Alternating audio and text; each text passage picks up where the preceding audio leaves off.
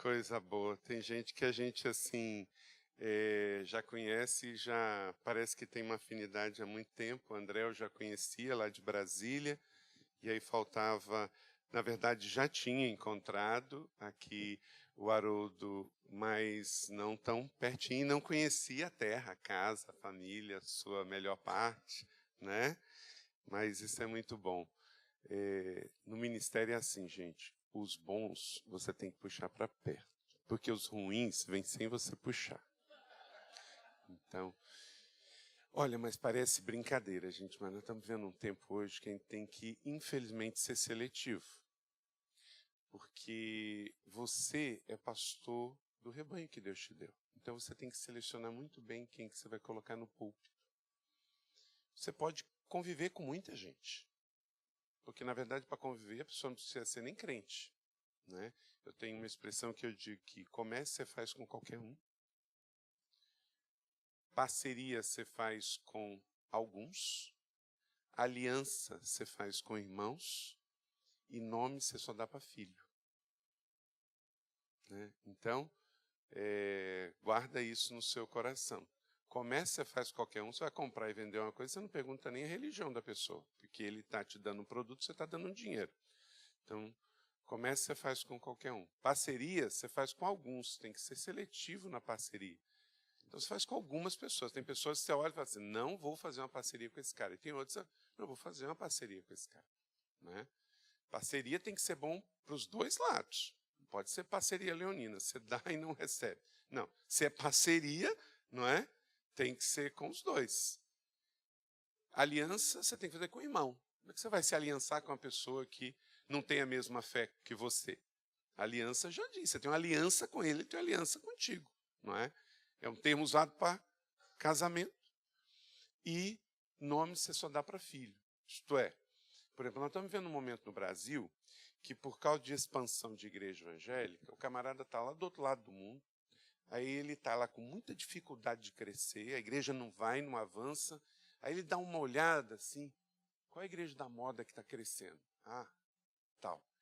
Aí marca um horário, pastor, estou com um povo lá sei lá, em Urubici, Santa Catarina, e aí dá para a gente caminhar junto, o senhor bota a mão aqui na minha cabeça, esse povo vai ser, que é meu povo, vai ser o teu Deus é o meu Deus, e aí a gente muda a placa da igreja, tal, e aí faz o adesamento, e aí passa a ser a igreja. Gente, eu pago agora, eu pago depois, mas vai pagar. Como é que você vai dar nome para alguém que não é filho? Como é que você vai dar seu nome para alguém que não é filho? Só por uma questão de que o cara não consegue crescer? Ajuda ele, dá uma mentoria para ele, dá treinamento para ele, ajuda, traz ele na sua igreja, aqui, ó, o que eu tenho você pode receber, aprender, mas volta para lá e faz o seu trabalho. Você não precisa do meu nome. Agora nós estamos virando um tempo, gente, que hoje está abrindo igreja com 1000 pessoas. Como é que você abre uma igreja? Como é que se converte 1000 pessoas de um dia para o outro? Assim, ó, gente, aqui não era, agora somos, e tem aqui. O que é, gente? Nós estamos com isso incentivando gente insatisfeita que está num lugar para vir para o outro. Só que quando ele vem insatisfeito. Como o Cote diz, vem com um cajado contaminado também. E aí junta tudo aquilo ali, é questão de prazo para ter outra divisão, gente.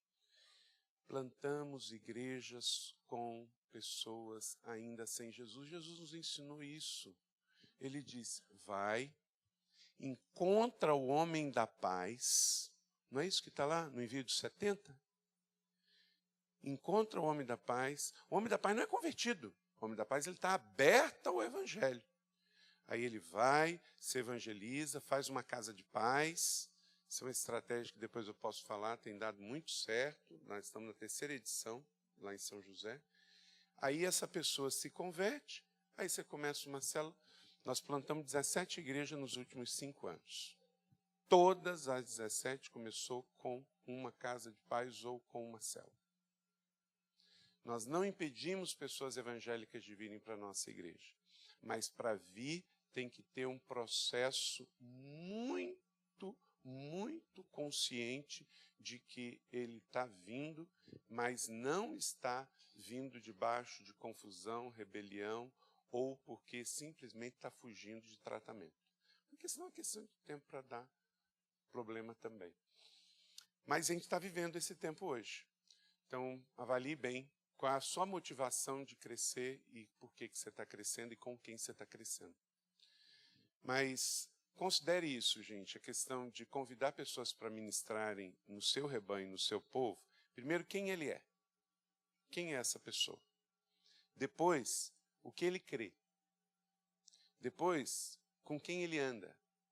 Depois, como é que é a sua família. Depois, como é que é a sua igreja. São perguntas que você tem que fazer. Aí você vai tendo respostas, aí você pode... Não estou dizendo que você não pode convidar alguém que você não conhece. Haroldo, eu nunca vim aqui. Mas essas perguntas ele pode fazer, ele vai ter todas as respostas direitinho. O que eu creio não está escondido. O que eu sou, quem é minha família, qual é a nossa igreja, o que a gente faz, quais as causas que eu estou comprometido. Porque também, gente, também hoje tem um negócio muito sério, que é a questão de pastor está no 3º casamento e nem coloca como opcional para a igreja se a igreja quer que ele continue no ministério ou não. Nós estamos vivendo um tempo tão difícil, nós temos pastores no 3º casamento e está de boa, nós temos pastores vendendo igreja de porteira fechada com preço, nós temos...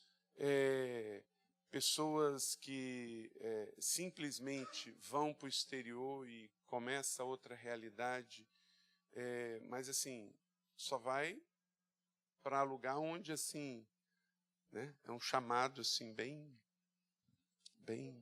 vantajoso, né? Não vejo indo para ganhar menos, só vai para ganhar mais. Todos os finais dos tempos difíceis que a gente está vivendo, isso dentro da nossa família da fé, porque do outro lado também já tem muito problema. Olha a situação que nós estamos vivendo. A exposição Quer Museu e do MAN em São Paulo.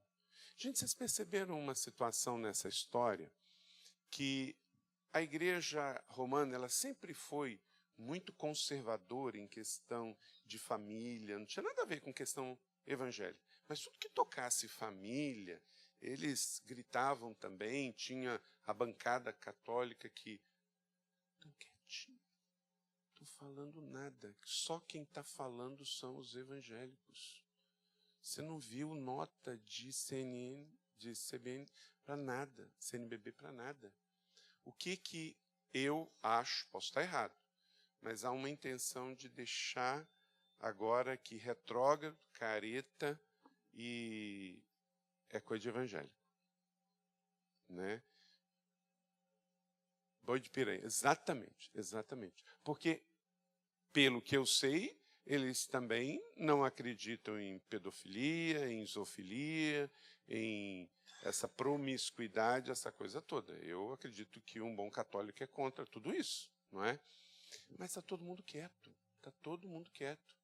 está deixando em cima só dos evangélicos. Parece que, como a esquerda elegeu os evangélicos agora como contrários a tudo que diz respeito... Eu, para a próxima eleição, eu tenho uma bandeira. Eu já tenho. Eu não vou ter candidato, mas eu tenho uma bandeira. Se for de esquerda, eu não voto. Porque hoje, infelizmente, tudo que a esquerda defende de bandeira, a Bíblia é contrária. Eu era do tempo que eu pensava assim, ó, não importa o partido, a pessoa é mais importante, o candidato é mais importante. Mudei. Após os últimos acontecimentos, eu mudei. Não quer dizer que o cara é da direita e de um partido de direita que eu vou votar. Mas se ele concorda com tudo aquilo ali, que PSOL defende, que PCdoB defende, que PT está defendendo, eu vou ter dificuldade de votar. Então, no passado, eu votava pela pessoa, não pelo partido. Mas essa eleição vai ser diferente, ela está bem polarizada. De um lado, está uma esquerda reacionária contra tudo que é coisa de valores de família e uma direita que tem muito bandido também. E corrupção tem dos dois lados. Corrupção no Brasil de política só tem duas diferenças, ao meu ponto de ver. Você tem uma linha que é corrupta por corrupção, é dinheiro pelo dinheiro, quer pegar o dinheiro e embolsar, e tem a outra que quer o dinheiro para embolsar e quer a ideologia também. É duas coisas. Corrupção está generalizada, mas uma é o dinheiro pelo dinheiro, é a linha de cunha da vida. E outra, aquela direita, aquela linha mais esquerda, que é corrupta também, mas junto vem questão ideológica. Então, pastores, pastoras, vamos cuidar com relação ao seu rebanho e ao seu púlpito do que está acontecendo no universo evangélico, vamos chamar nos domésticos da fé, que ali você tem que botar filtro e avaliar também, porque tem, infelizmente, profetas e pregadores valendo uma nota de R$3, e Jesus já disse, desde o início, que teríamos que cuidar porque eles parecem não são. São ovelhas só nas costas, mas o coração é de lobo. E o outro lado é a sociedade. Um tempo de hedonismo, tempo de inversão de valores e ataque à família, ataque à igreja, ataque ao ser humano como sua natureza na criação. Então, pastores, tempos difíceis, tempo de jejum, tempo de oração, tempo de seletividade, tempo de analisar bem com quem que você vai fazer comércio, com quem que você vai fazer parceria, com quem que você vai fazer sociedade, com quem que você vai fazer aliança, com quem que você vai dar o seu nome. Amém? Que Deus nos ajude. Meu nome é Carlito Paes, eu tenho 47 anos de idade, eu nasci em Macaé em 1970, eu estudei no Rio de Janeiro, no Seminário do Sul, no início da década de 80, fiz o bacharel e o mestrado. Aí lá eu pastorei minha primeira igreja, na cidade de Nova Iguaçu. Pastorei lá por 3 anos. Depois Deus me chamou para vir para o Sul. Aí eu fui pastorear em Ijuí, no Rio Grande do Sul. E tem 20 anos que eu estou em São José dos Campos.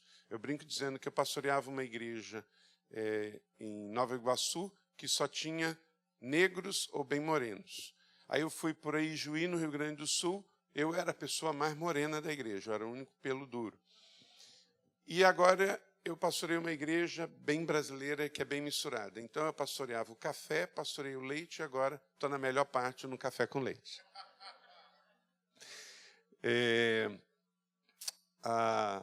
Vou mostrar um vídeo para vocês, que mostra um pouquinho da realidade lá em São José, porque quem não conhece, quem já esteve lá em São José dos Campos?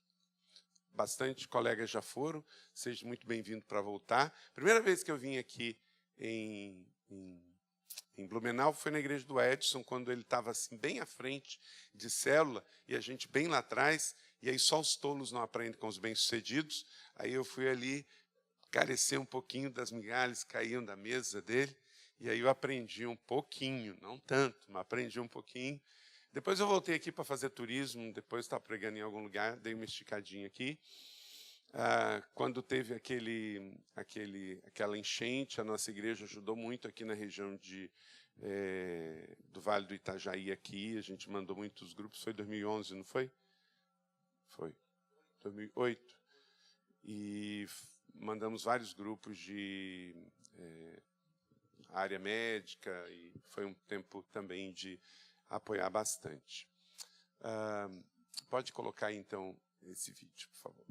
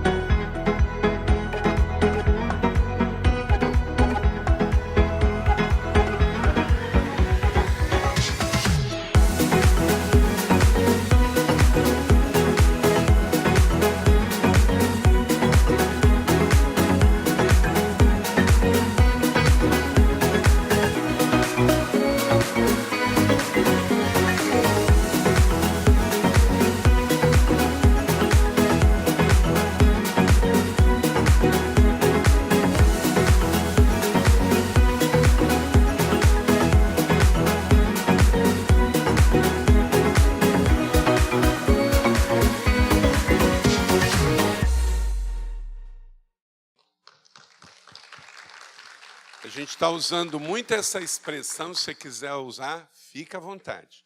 A igreja não é um lugar para frequentar, a igreja é uma família para pertencer. Às vezes as pessoas encontravam um ou outro e falavam assim, que igreja você frequenta?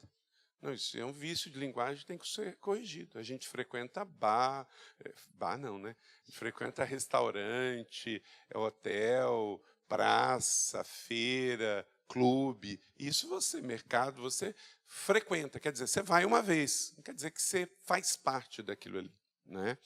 Agora, a igreja não é um lugar para você frequentar.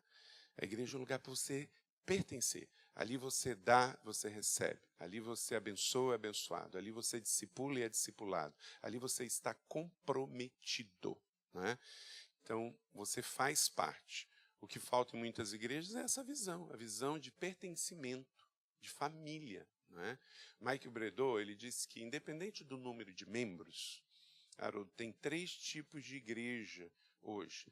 Independente do número de membros, do nome da igreja, da denominação, tem 3 tipos de igreja. É a igreja fábrica, é a igreja fantasia e a igreja família. Você tem que escolher que tipo de igreja você vai edificar, né? Igreja fábrica é aquela que só reproduz. A denominação manda fazer, ela faz. Tem uma meta para atingir, ela atinge. Não, a gente tem que replicar, reproduzir, fazer, etc. Isso é uma igreja fábrica, linha de montagem. Ela não cria mais, ela não gera mais, ela não busca inspiração mais, ela só reproduz, né? A sede mandou, a filial faz. A denominação mandou, a gente faz. No passado a gente fez assim, esse ano vamos fazer também. Então, essa é a igreja fábrica. Igreja fantasia é aquela que todo mundo, né, está lá na festa. Pular, é a música, é a batida, é o momento. Ok, é o evento, mas o evento ele vem e ele vai. E a igreja efetiva é a igreja família. Que a família você pode ter correção, você pode ter disciplina, você tem amor, você tem ensino, você tem doação. Na hora que a família vai construir uma casa, o que todo mundo faz? Todo mundo bota a mão no bolso e aperta o cinto. Então entende, é uma família. Tem que corrigir, errou, tem que ajustar. Então a igreja é família. E é de fato, de uma maneira geral, faz ou não faz sentido? Analisa todas as igrejas que você conhece. Ou elas vão estar mais para a fábrica, mais para festa, fantasia, ou mais para a família. Independente do número de membros, independente do tamanho, independente da denominação. Ela vai para um desses 3 lados. Então, que você escolha ser uma igreja família. Porque o exemplo família, gente, é o exemplo... Esse tempo, numa reunião como essa, eu não fui na nossa cidade, reunião de conselho de pastores. E foi um pastor meu.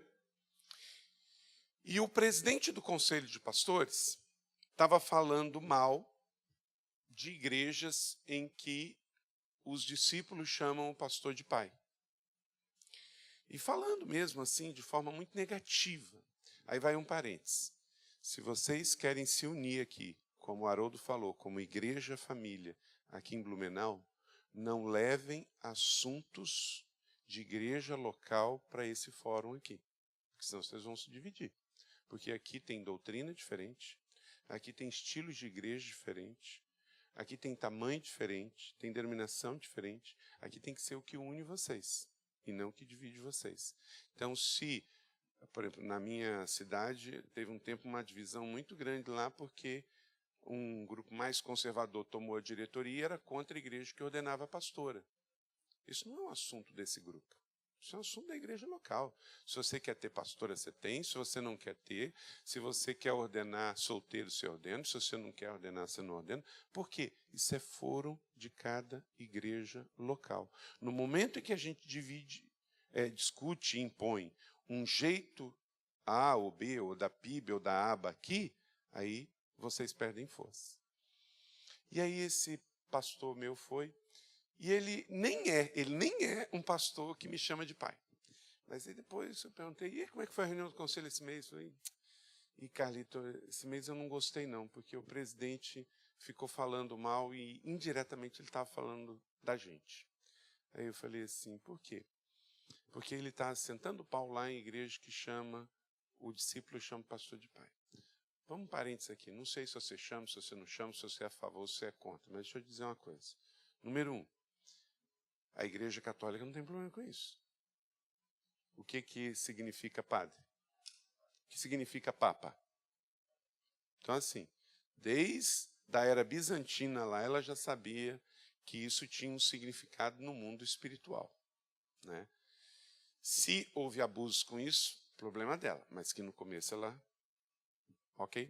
Segundo, se nós temos o modelo família, qual é o problema? É só você saber que, óbvio, que o pastor não é pai biológico de todos. Ele tem, no máximo, 2, 3, se for muito, como eu, 4, né? Mas, claro, você está falando no sentido espiritual. E nós tiramos isso da nossa cabeça? Então vai ler a Bíblia, rapaz. Pelo que nos consta, Paulo não foi nem casado, correto? Foi nem casado. Como é que ele chamava Tito? Meu verdadeiro filho. Como é que ele chamava Timóteo? Meu verdadeiramente filho. Porque ele passou 3 anos em Éfeso, ele ganhou esses caras para Jesus, ele discipulou e ele enviou para o ministério. E quando ele saiu, foi ele que eles deixou lá. Então, havia uma relação de paternidade. Aí, esse pastor ainda disse o seguinte: então, tem igreja aí usando essa explicação, só que Jesus disse lá em Mateus, a ninguém chamais de pai. Gente, que exegegue mal feita. Porque você tem que ler o texto todo. O texto todo lá, você pode ler lá em Mateus, está escrito, a ninguém chamais de professor, a ninguém chamais de pai, a ninguém chamais de chefe. É dentro desse contexto. Ué, que seletividade é essa? Podemos chamar então de professor. Podemos chamar de chefe. E não podemos chamar de pai?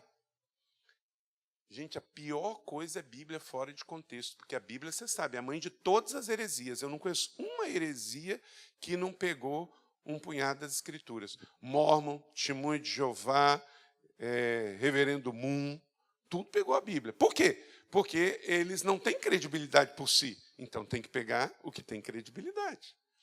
Óbvio que Jesus estava ensinando, gente. Você não pode colocar ninguém no lugar de Deus na sua vida. Então você não pode ter um mestre que ele te ensina tudo e você não confere com Deus o que é aquele ensinamento.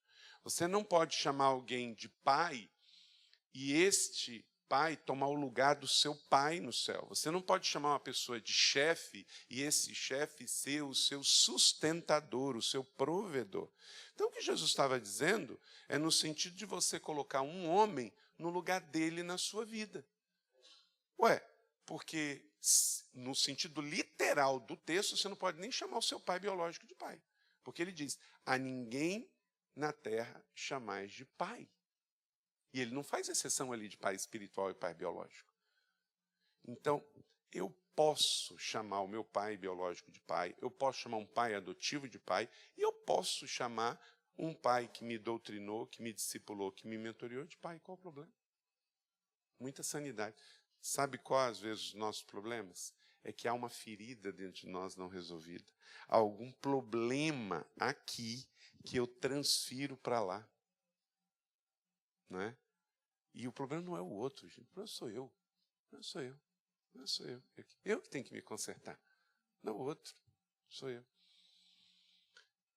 E se não bastasse o modelo igreja-família, se não bastasse o exemplo de Paulo para com Tito e Timóteo, se não bastasse Jesus nos ensinando que ele está falando dentro de um contexto de céu, Pai, com relação à terra, ainda temos o exemplo profético de Elias e Eliseu. Né?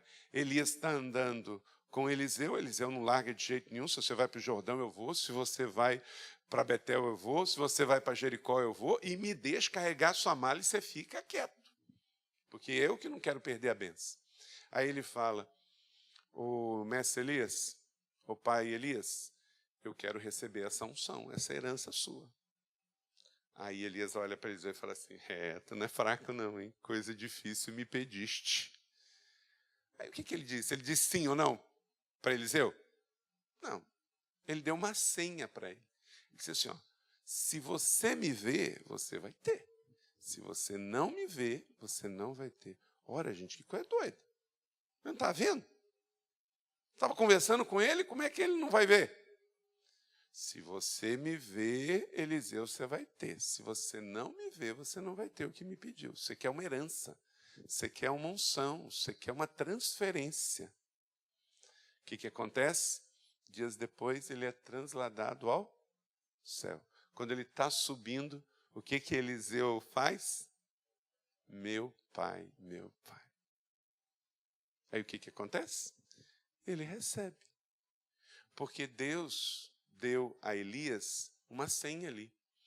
Uma maneira de verificar e avaliar se ele tinha condição de receber uma herança. Só recebe herança quem é filho.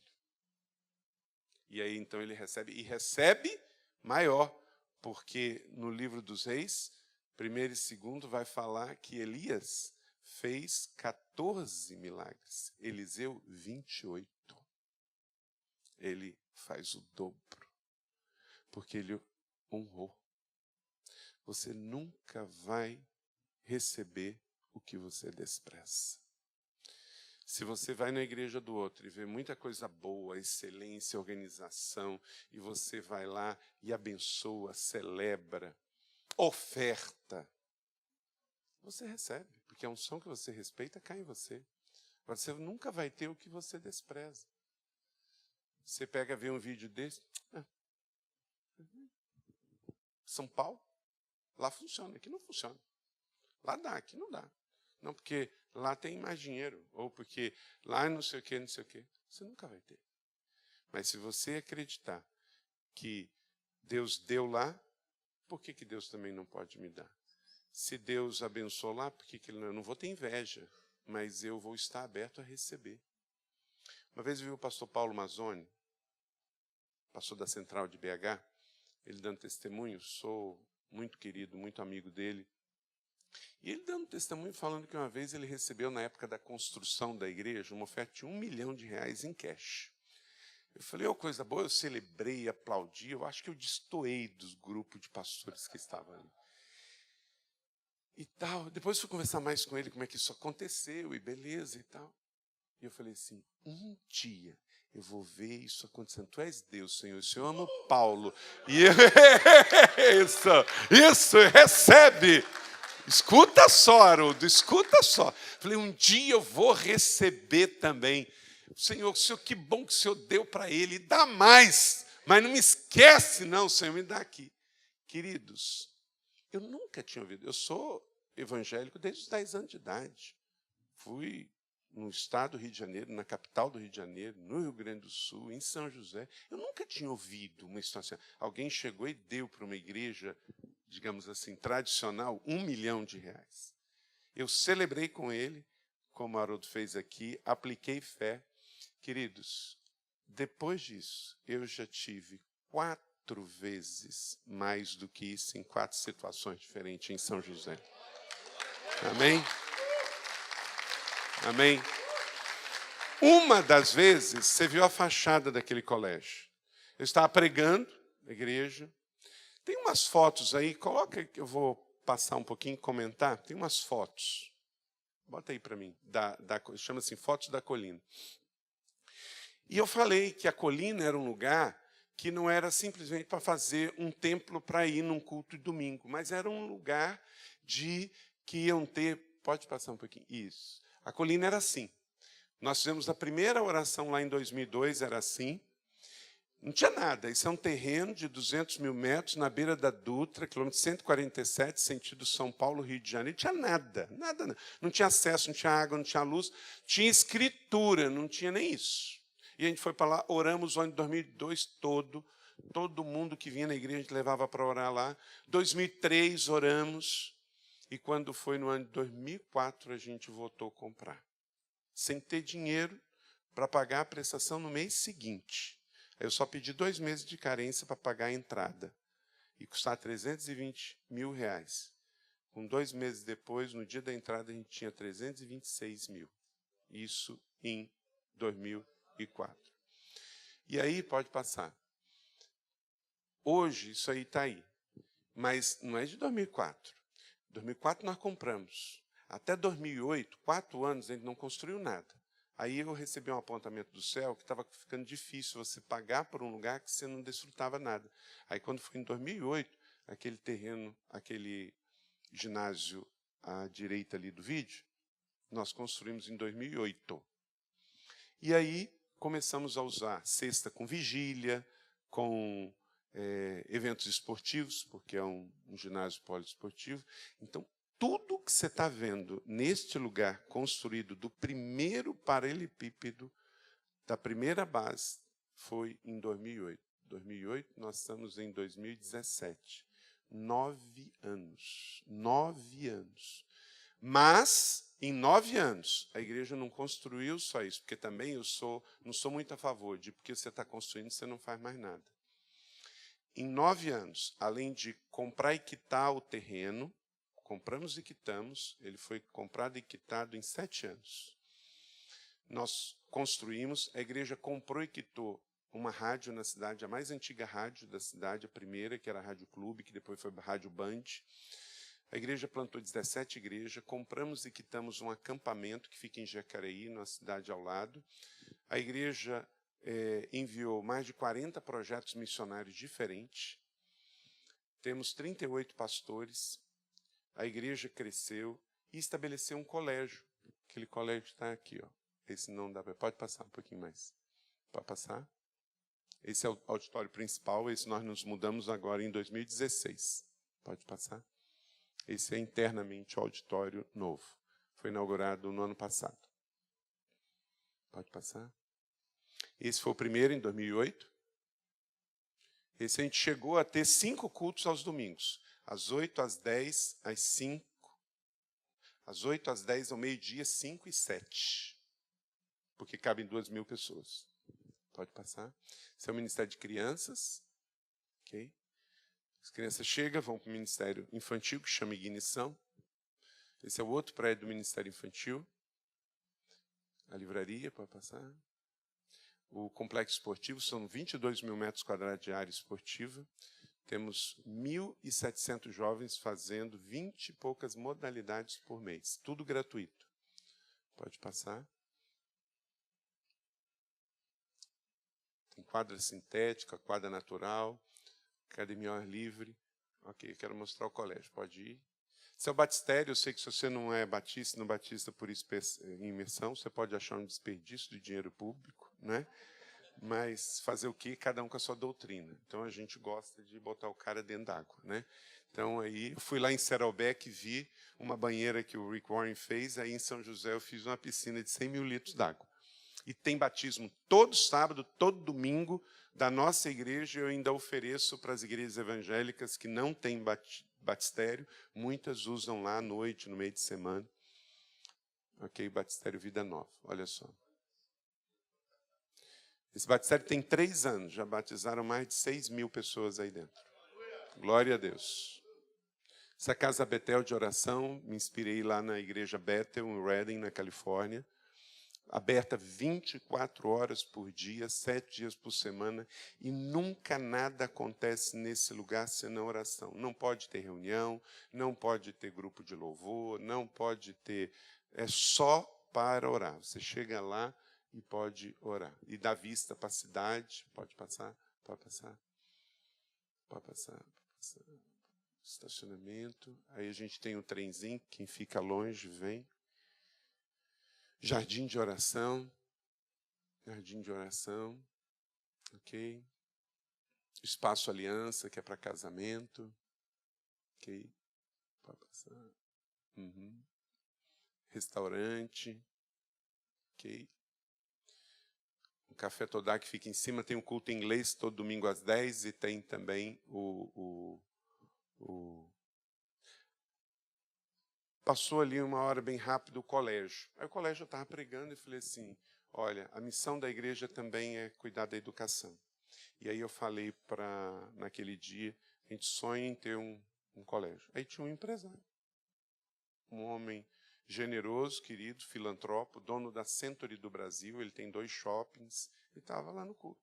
Ele falou assim, pastor, eu já ajudei a construir o hospital, eu já ajudei a equipar o hospital e tal, e eu sempre quis doar uma escola, mas eu sei que o prédio é uma coisa, difícil é a mantenedora, né? E eu pensei que teria uma foto assim mais de frente, não tem, acho que não tem. E aí, esse irmão falou assim, olha, eu quero doar, pode fazer o projeto e eu vou doar. A única coisa que eu quero, não quero me envolver na construção, a igreja constrói. Queridos, esse colégio, são 22 salas, todo ele, os 3 pisos em granito, elevador, potes, 2 elevadores, restaurante, salas, fantástico, banheiros assim, top.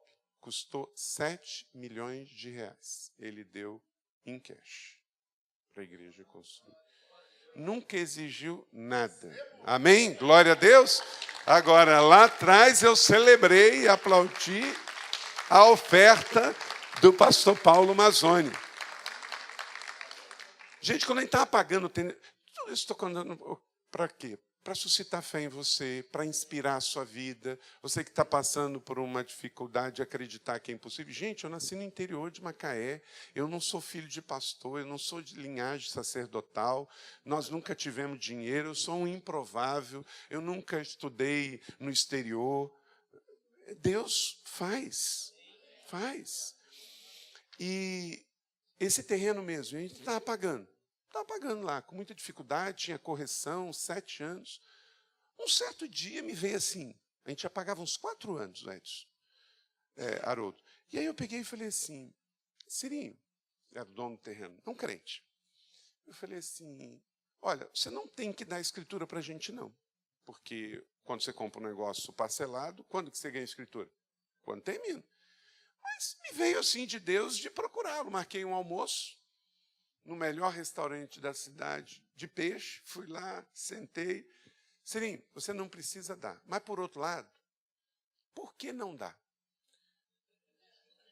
A gente não vem pagando há 4 anos direitinho aqui, assim, ó. Estamos devendo alguma coisa? Não. Não é? Aí eu virei e falei assim, olha, muita gente olha com ceticismo e até dizer assim, o dia que tiver em nome da igreja eu vou pagar. Eu falei assim, você poderia passar para o nome da igreja? Ele falou assim, pastor, olha, eu sempre vejo com a minha esposa, tá? Amanhã eu te dou uma resposta. Eu já celebrei, porque ele podia dizer não ali. 50% da obra estava feita. Aí botei o povo para orar mais. Naquela noite oramos como nunca. No outro dia, outro almoço naquele mesmo lugar.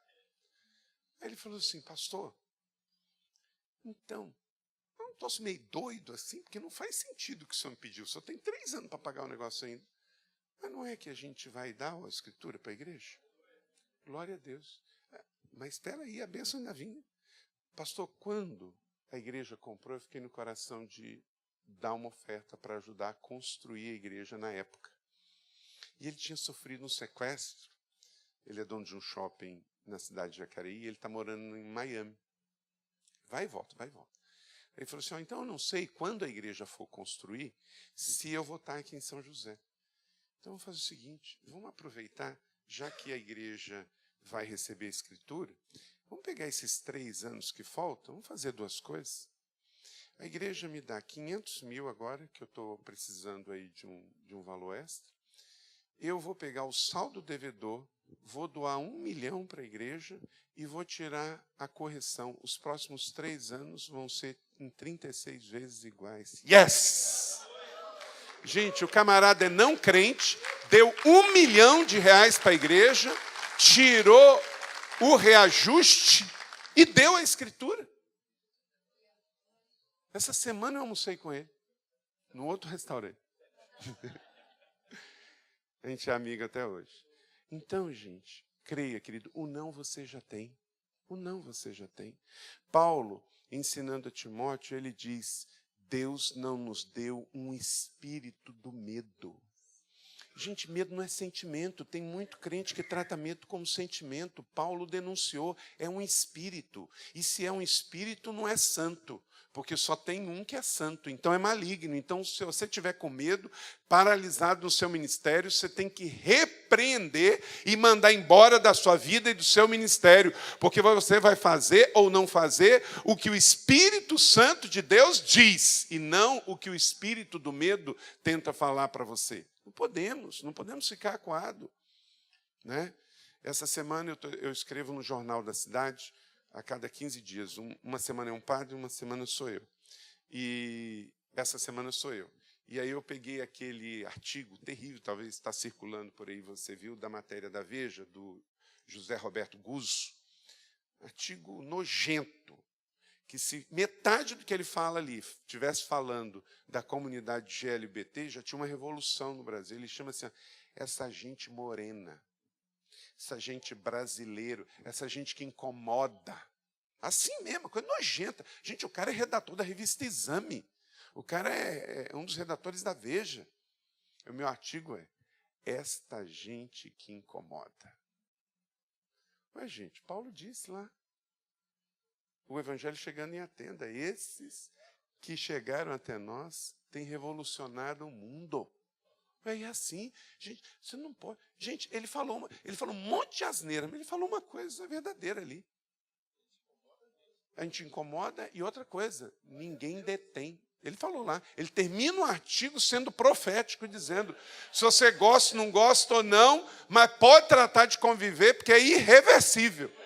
É isso mesmo. Então, nós temos que pegar uma palavra dessa e virar a coisa, e no final ainda dizer amém. Nós não estamos aqui para agradar o mundo, não, gente. A gente não tem que desagradar por intencionalidade, mas você tem que saber que só pelo fato de você pregar o evangelho, você já vai incomodar e já vai fazer inimigo. Que você vai deixar a gente desconfortável. Se a sua igreja só fizer o que está na Bíblia, pode ter certeza que um monte de demônios se levantarão. Vai vir falso testemunho, vai vir crítica, vai vir perseguição. E você tem que manter o foco, você tem que ir, não desanimar. Você está no caminho certo, avance, avance, avance, não pare. Deus não te deu um espírito de medo. Pelo contrário, Paulo diz de coragem, de fé, de equilíbrio e de ousadia no Espírito Santo. É isso que nós temos que ter. Você tem que ter cara de leão. Você não tem que maltratar ninguém, você não tem que ser orgulhoso, você não tem que ser estúpido, você não tem que ser vaidoso. Mas você não pode deixar de pregar o evangelho. Senão você deixa de ser igreja. Não é? Ih, gente, já deu 11h05. Se eu precisar de mais 5 minutos, alguém me dá? Então, tá bom. 5, 10, 15, 20, 25, 35, 45. Ô, povo generoso, né? Vamos lá, gente. Depois eu vou dar um intervalo, depois começa às 7h30 de novo, né? Se vocês quiserem me dar a honra de vir aqui. Olha, eu não sei, eu acho que isso aqui é profético, que não vai terminar na hora do almoço, aí eu tenho que comer uma cuquinha aqui, ó. Maravilha. Pensa bem, Haroldo, a Bíblia diz que nem um copo d'água vai ser esquecido, quanto mais meia dúzia de pedaços de cuca de banana. Fala sério. Vamos lá, liderando igrejas que prevalecem. Pega aí um papel e uma caneta para você anotar.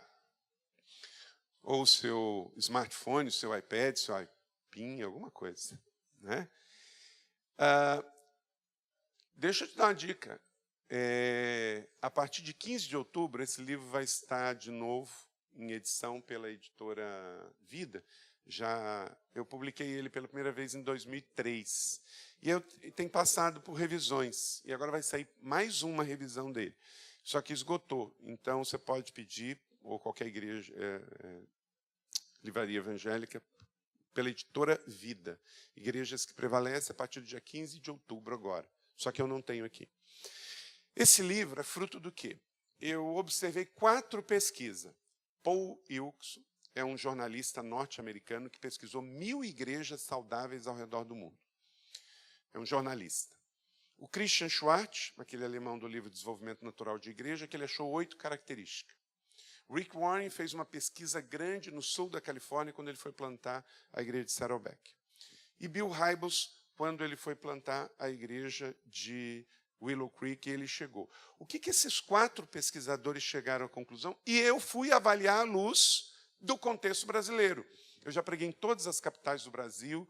Tem uma coisa que eu conheço, é pastor e a igreja. Nos últimos 20 anos eu tenho feito isso. E também sou pastor, também faço o Ministério de Dia a Dia em São José. Então, o que eu pude perceber é que, na verdade, no mundo inteiro, gente, a gente pode mudar o tamanho, pode mudar um pouco de algumas ênfases de contexto local, mas é fato. Igrejas que crescem de forma saudável, elas têm um DNA comum. E esse DNA comum é esse livro. Igrejas que prevalecem. São características de igrejas saudáveis. Então, quero começar, pode passar, lembrando a você que igreja é um negócio de Deus. Então, por isso, o J.R. Guzzo está certo. Tá? Ninguém detém obra santa. Leia comigo, Mateus 16, 18. E disse Jesus, edificarei a minha igreja e as portas do Hades não poderão vencê-la. Onde Jesus disse isso? Alguém sabe? Quando que Jesus proferiu essa palavra? O lugar físico, alguém sabe? Onde? Isso, exatamente. Cesareia de Filipe. Na época dos dias de Jesus, tudo era Império Romano, mas não era província da Galileia e nem da Judéia. Era uma outra província, que era já perto da Síria. E Jesus chega lá, um lugar muito antigo, já era uma cidade cananita, e no tempo dos cananitas, lá se oferecia sacrifício a Moloque. Ali é um lugar que, sempre que eu vou a Israel, eu gosto de ministrar ali sobre a igreja. Então tem quem já foi a Israel e foi a Cesareia de Filipe aqui? Então já foi lá, sabe disso. Então tem um paredão de pedra de cobre, bem vermelho, o céu azul, em contraste, a água, porque uma das nascentes do Rio Jordão sai justamente dali. Então é um lugar meio místico por natureza. Por quê? Porque você tem o azul do céu, o paredão vermelho da pedra, e você tem a água saindo branca do calcário, que se torna uma das nascentes e afluentes do Rio Jordão. E tem uma caverna, bem ali, a caverna bem ali. E os cananitas já adoravam a Moloque ali e entregavam sacrifício de crianças. Depois vieram quem? Os gregos. Aí os gregos passaram a adorar ali também. E quem que eles adoravam? O deus Pan. Daí a palavra que hoje se usa pânico. Por quê? Porque quando se fazia o sacrifício de criança e jogavam as crianças ali, o que acontecia? As mães ficavam histéricas, entravam em pânico. Depois, no dia de Jesus, vem o Império Romano. E aí passa, naquele lugar que já teve templo cananita, que já teve templo a Diana da sexualidade e ao deus Pan. Vêm os romanos e erguem ali um templo para César. Aí Jesus, no meio desse lugar todo religioso, ele diz essas palavras. Aqui edificaram a fé sobre religião.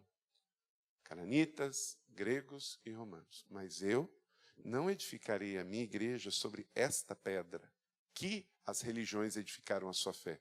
Mas eu edificarei sobre vocês. Vocês são a minha igreja. E uma coisa que eu acho muito bacana é chegar em Cesareia de Filipe, não tem igreja lá. Não tem. Ela já foi uma cidade, mas hoje só tem ruínas. E aí é muito bacana você aplicar isso. Olha só o que Jesus disse, é profético. As religiões passaram por aqui e acabaram. Não existe fé cananita no mundo, não existe fé grega no mundo, não existe fé romana no mundo. Mas a fé cristã está viva. Ela está presente nos 200 países da terra, porque Jesus foi profético aqui em Cesareia de Filipe, dizendo, sobre você eu edificarei a minha igreja. Não é? Então, quando você estiver pastoreando a sua igreja, tem uma visão grande, profética. Não é sobre templo, não é sobre estrutura. Você está pastoreando um negócio que é do céu na terra, que está sobre uma palavra fantástica como essa. Então ninguém detém. O comunismo se levantou na Europa, ficou 70 anos oprimindo o povo, levantou e quando a cortina caiu, a igreja floresceu. Aonde está a maior igreja local nas casas do mundo, gente? Num país comunista que é a China.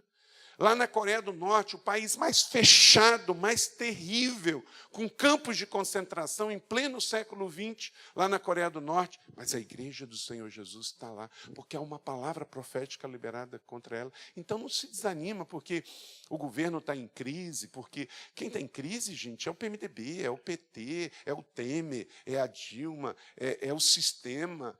Nós estamos numa outra vibe. Eu não elevo meus olhos para o planalto de onde me vem o socorro, eu elevo meus olhos para os montes de onde me vem o socorro. Então, ore como se tudo dependesse de Deus e trabalhe como se tudo dependesse de você. Não se deixe vencer pelo medo e saiba que você está edificando a igreja viva do Deus vivo e as portas do inferno, da política, do hedonismo, da palavra maligna, da derrota, do espírito de fracasso não vai pegar sobre você. Então, levante-se. Quando você estiver lá na câmara, ou levanta ou não levanta, o Senhor edificou a sua igreja, morreu por ela, deixa eu me levantar. Quem sabe hoje eu vou receber a oferta do 1 milhão. Se você estiver na cama dormindo, não vai, né? Então, amém. Vai para o restaurante. E assim, Atos 16, 5. Assim as igrejas eram fortalecidas na fé e cresciam em número a cada dia, né? Então, crescer em número não é um negócio problemático. Tem pastor que tem problema com o crescimento de igreja. Mas, via de regra, é os que não crescem. Você já viu pastor de igreja grande falar mal de igreja que cresce? Não, geralmente é a igreja que não cresce. Meu irmão, você não tem que ter numerolatria nem numerofobia. Tá? Números não é um valor em si. Agora, você não pode ter problema com números. Eu não tenho. Sabe por quê? Porque, meu Deus, não tem. Ué, se na Bíblia tem um livro que chama o quê? Números. Ué, como é que eu vou ter? Na minha Bíblia. Na sua não tem um livro que chama Números? E quantas estatísticas tem na Bíblia? Quantos se converteram na primeira conferência evangelística de Pedro lá em Jerusalém? 3.000, porque alguém contou. Correto? Quantos comeram do pão e do peixe no primeiro e no segundo milagre? 5.000 homens, porque alguém contou. Tudo bem, gente, que a minha fé não vai cair se foi 4.800 ou 5.200. Não. Até porque, gente, né? Você imagina, você contar hoje 5.000, precisinho, mas não tinha nem menos um, nem mais um, né? Gente, eu acho que alguém deu uma arredondada ali, né? E passou a informação por bilhetinho para o escritor do Evangelho. Mas a minha fé não é tão fraca que vai cair se lá na glória eu descobrir que foi um pouquinho menos, um pouquinho mais. Até porque, qual pastor aqui que já não deu uma arredondada quando alguém perguntou o número de membros, ou que frequentou o culto no último domingo, que atire o primeiro cálice? Não é? Não é, Haroldo? E geralmente o pastor é mais evangelástico, assim, né? Ele dá uma arredondada para cima. Isso é herança bíblica, irmão. Já quem contava lá nos dias, né? 3.000 decisões. Dificilmente foi exatamente 3.000. Ou era um pouquinho mais, um pouquinho menos. A probabilidade é que geralmente é um pouquinho menos, né? Porque para mandar o relatório ninguém quer perder para menos, né? É melhor, se pecamos, pelo exagero do que pela escassez, não é verdade? Mas o fato é, a igreja crescia em número. Então, você não tem que ficar nesse negócio. Não, nosso negócio aqui é qualidade. Não, eu quero as duas coisas. Eu quero qualidade e eu quero quantidade, porque a igreja era fortalecida na fé e crescia em número e também na fé. Eu quero as duas coisas, que eu não preciso abrir mão de uma em detrimento da outra. Tá? Pode passar. Agora, olha só, esta afirmação é digna de confiança. Se alguém deseja ser bispo, uma nobre função deseja. Gente, olha para cá. Mateus 16, 18 fala de sucesso. Atos 16, 5 fala de crescimento. E 1 Timóteo 3, 1 fala de excelência. A igreja tem que ter isso. Por quê? Porque é bíblico. Sucesso, crescimento e excelência. E de onde vem sucesso, excelência e crescimento? Vem de uma coisa chamada equilíbrio. Equilíbrio. Pode passar. Segure um pouquinho. Isso, segura um pouquinho. vem de equilíbrio. E a sua igreja tem que ter equilíbrio. Sucesso, excelência e crescimento. Diga comigo? Sucesso, excelência e crescimento. Porque excelência honra os céus e inspira as pessoas. Por exemplo, você não pode ter um som ruim na igreja. Senão o diabo vai passar perto lá e vai falar assim, aqui eu não preciso entrar. Porque o som já está a meu serviço nessa igreja. Ele atrapalha na hora da pregação valendo. Né? Ou você acha que o diabo ele é onipresente. Gente, o diabo não pode estar em todas as igrejas, não. Ele não é onipresente. Essa característica é um atributo incomunicável de Deus. Deus é onisciente, onipresente, onipotente, e ele não comunica esses atributos conosco. É dele. E também não comunicou com o capeta. Glória a Deus por isso. Não é? O diabo não sabe o que você pensa. O diabo não está em todos os lugares e o diabo não pode todas as coisas. Agora, então, já que o diabo não pode estar em todo lugar, ele olha onde ele é mais necessário. Uma igreja que já tem tanta confusão por si, tem tanta carne em jogo, tanta incompetência e desorganização, deixa isso daí. Vamos para frente, que lá na frente tem um povo mais organizado que a gente precisa atrapalhar. Né? Aí chega na sua igreja, o banheiro está imundo, parece banheiro de rodoviária, do interior lá do Ceará, e você não está nem aí. Chega na cozinha, se a vigilância sanitária entrar, fecha, o som está horrível, luz esquemada para todo lado, e você não liga. Não, irmão, tem que ligar, tem que ligar. Excelência também está nos detalhes. A Bíblia diz, Paulo, que tudo deve ser para a glória de Deus. Comer, beber ou qualquer outra coisa fazer. Tem que ser para a glória de Deus. Então você tem que cuidar do ambiente, porque a excelência está nos detalhes. Agora, olha só. Quero persuadir você que excelência não é coisa de qualidade total, não. Não é coisa de ISO 9000. A palavra de Deus é excelente. Ouçam, pois, tenho coisas importantes para dizer e os meus lábios falarão o que é certo. Provérbios 8, 6. Coisas importantes para dizer. Se você pegar uma outra tradução, vai dizer coisas excelentes. A criação de Deus é excelente. Gálatas 1:31 diz, e Deus viu que havia feito e havia ficado o quê? Muito? Muito bom. Muito bom é o quê? Excelente. 3. O projeto de Deus para Israel é excelente. Jeremias, capítulo 2, verso 21. Eu te plantei como vide seleta. Em uma tradução diz, vide excelente. Então, somos o Israel de hoje. 4. O estilo de vida que Deus deseja para nós é excelente. 1 Coríntios 12, 31. Leia comigo. Entretanto, busquem com dedicação os melhores dons. Passo agora a mostrar-lhes um caminho ainda mais excelente. Adoração também espera uma atitude de excelência. Hebreus 11:4, pela fé Abel ofereceu a Deus um sacrifício o quê? Superior. Superior. Numa outra tradução diz um sacrifício excelente. Então, da mesma maneira que Caim teve ciúme de Abel, espere ciúme de quem não faz as coisas com excelência. Quem faz as coisas com excelência está fazendo porque é adoração a Deus, como Abel fez.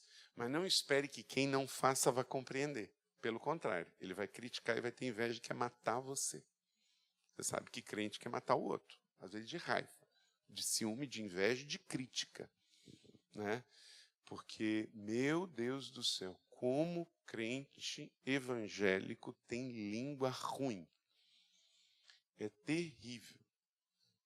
Eu lembro uma vez que eu estava num processo de transição, lá em São José, a igreja ainda era bem tradicional, até parece que eles já estavam vendo que era profético mesmo o que ia acontecer. E eu fiz um estudo na igreja sobre as doutrinas batistas. Olha só, hein? As doutrinas batistas. E teve uma quarta-feira que era o dia da doutrina da eleição. Doutrina da eleição. Nada mais baptista. E naquela semana, eu estava preparando o pessoal para a gente ir à conferência de Saddleback, pela primeira vez. Eu tinha ido numa de pregação, sozinho, e eu ia com um grupo. E eu mandei fazer umas camisas do Brasil, escrito Igreja com Propósito e Primeira Igreja Batista.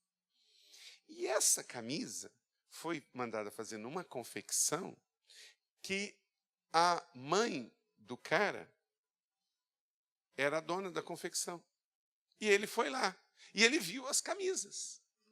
E ele ficou sabendo do estudo sobre a eleição.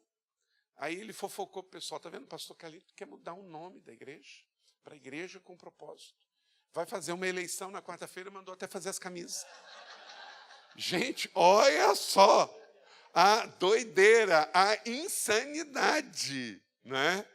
Coisa de doido, maluco, mas acontece. Então, ó, se você vai crescer com excelência, espere por críticas e críticas das mais infundadas. Você vai falar assim, meu Deus, como é que pode uma mente tão frutífera para o mal, não é?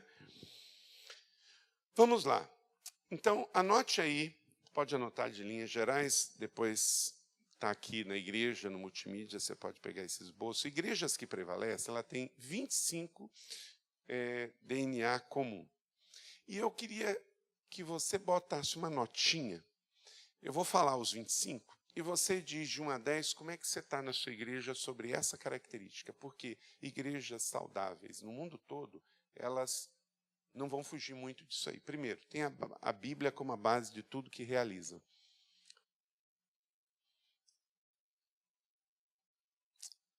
Olá, André. Não está funcionando. Não deu. Então, a primeira coisa, tem a Bíblia como a base de tudo que realizam. Passa aí manualmente para mim. Isso.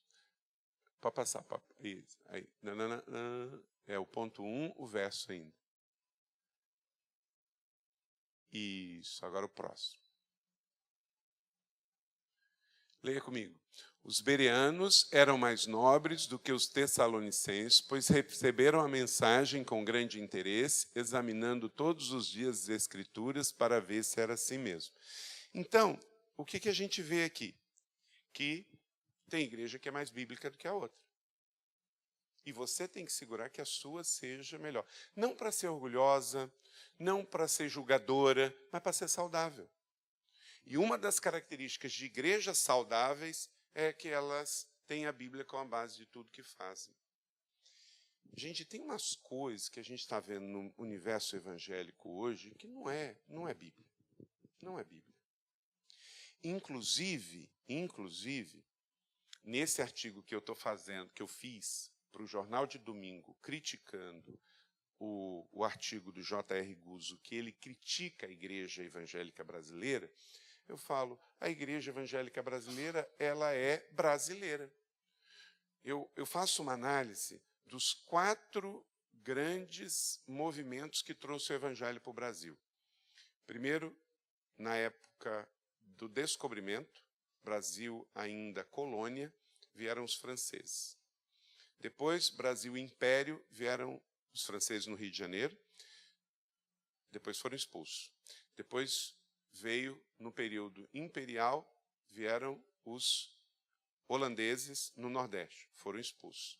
Depois, ainda no regime imperial, mas portos abertos, começaram a vir os anglicanos e as igrejas históricas. E depois, no movimento migratório, aqui para o sul, para o sudeste. Este evangelho que veio nessas 4 fases, eles não eram esse evangelho da igreja brasileira. Por quê? Porque era um evangelho mais histórico. Então, eles eram tradicionais. O que aconteceu? Ué, gente, a igreja universal, a igreja mundial, a igreja plenitude, muitos segmentos de igrejas neopentecostais, elas são assim, não é por causa da reforma, não é por causa do evangelho que chegou aqui pelos 4 fatores, não. É por causa dessa mixigenação. A Igreja Católica brasileira, ela é diferente de qualquer outra igreja católica no mundo. A Igreja neopentecostal e pentecostal brasileira, ela é diferente de qualquer outro lugar no mundo. Porque justamente ela é brasileira, ela pegou elementos. Você vê coisas hoje em igrejas que não são bíblicas, elas são crendice popular do dia a dia com instrumentos de cultura brasileira, gente. Esse negócio de botar salzinho aqui, de botar arruda lá, de galinho aqui, não sei o quê. Gente, isso não é nada de Bíblia, não. Isso não é nada de Bíblia, não. Isso é coisa do brasileiro. E muitas dessas igrejas olhou o filão, ó, o Brasil é assim, e para crescer nós temos que ir para esse lado. Eu digo para vocês, a nossa igreja saiu de 600 membros para 16 mil membros hoje. Mas, se nós não tivéssemos ética, referenciais, balizamento, doutrina, e quiséssemos jogar para a galera, gente, se você vai pelo povo, você não vai pela Bíblia. Se você vai pela cultura popular, você não vai pela Bíblia. Você tem que fazer uma escolha. Eu prefiro ter crescido menos, mas a gente tem parâmetros. Eu não convido. Tem um monte de pregador brasileiro que eu não convido para ir na nossa igreja. Por quê? Porque o negócio está desandado, gente. Está desandado. E a gente tem que saber filtrar.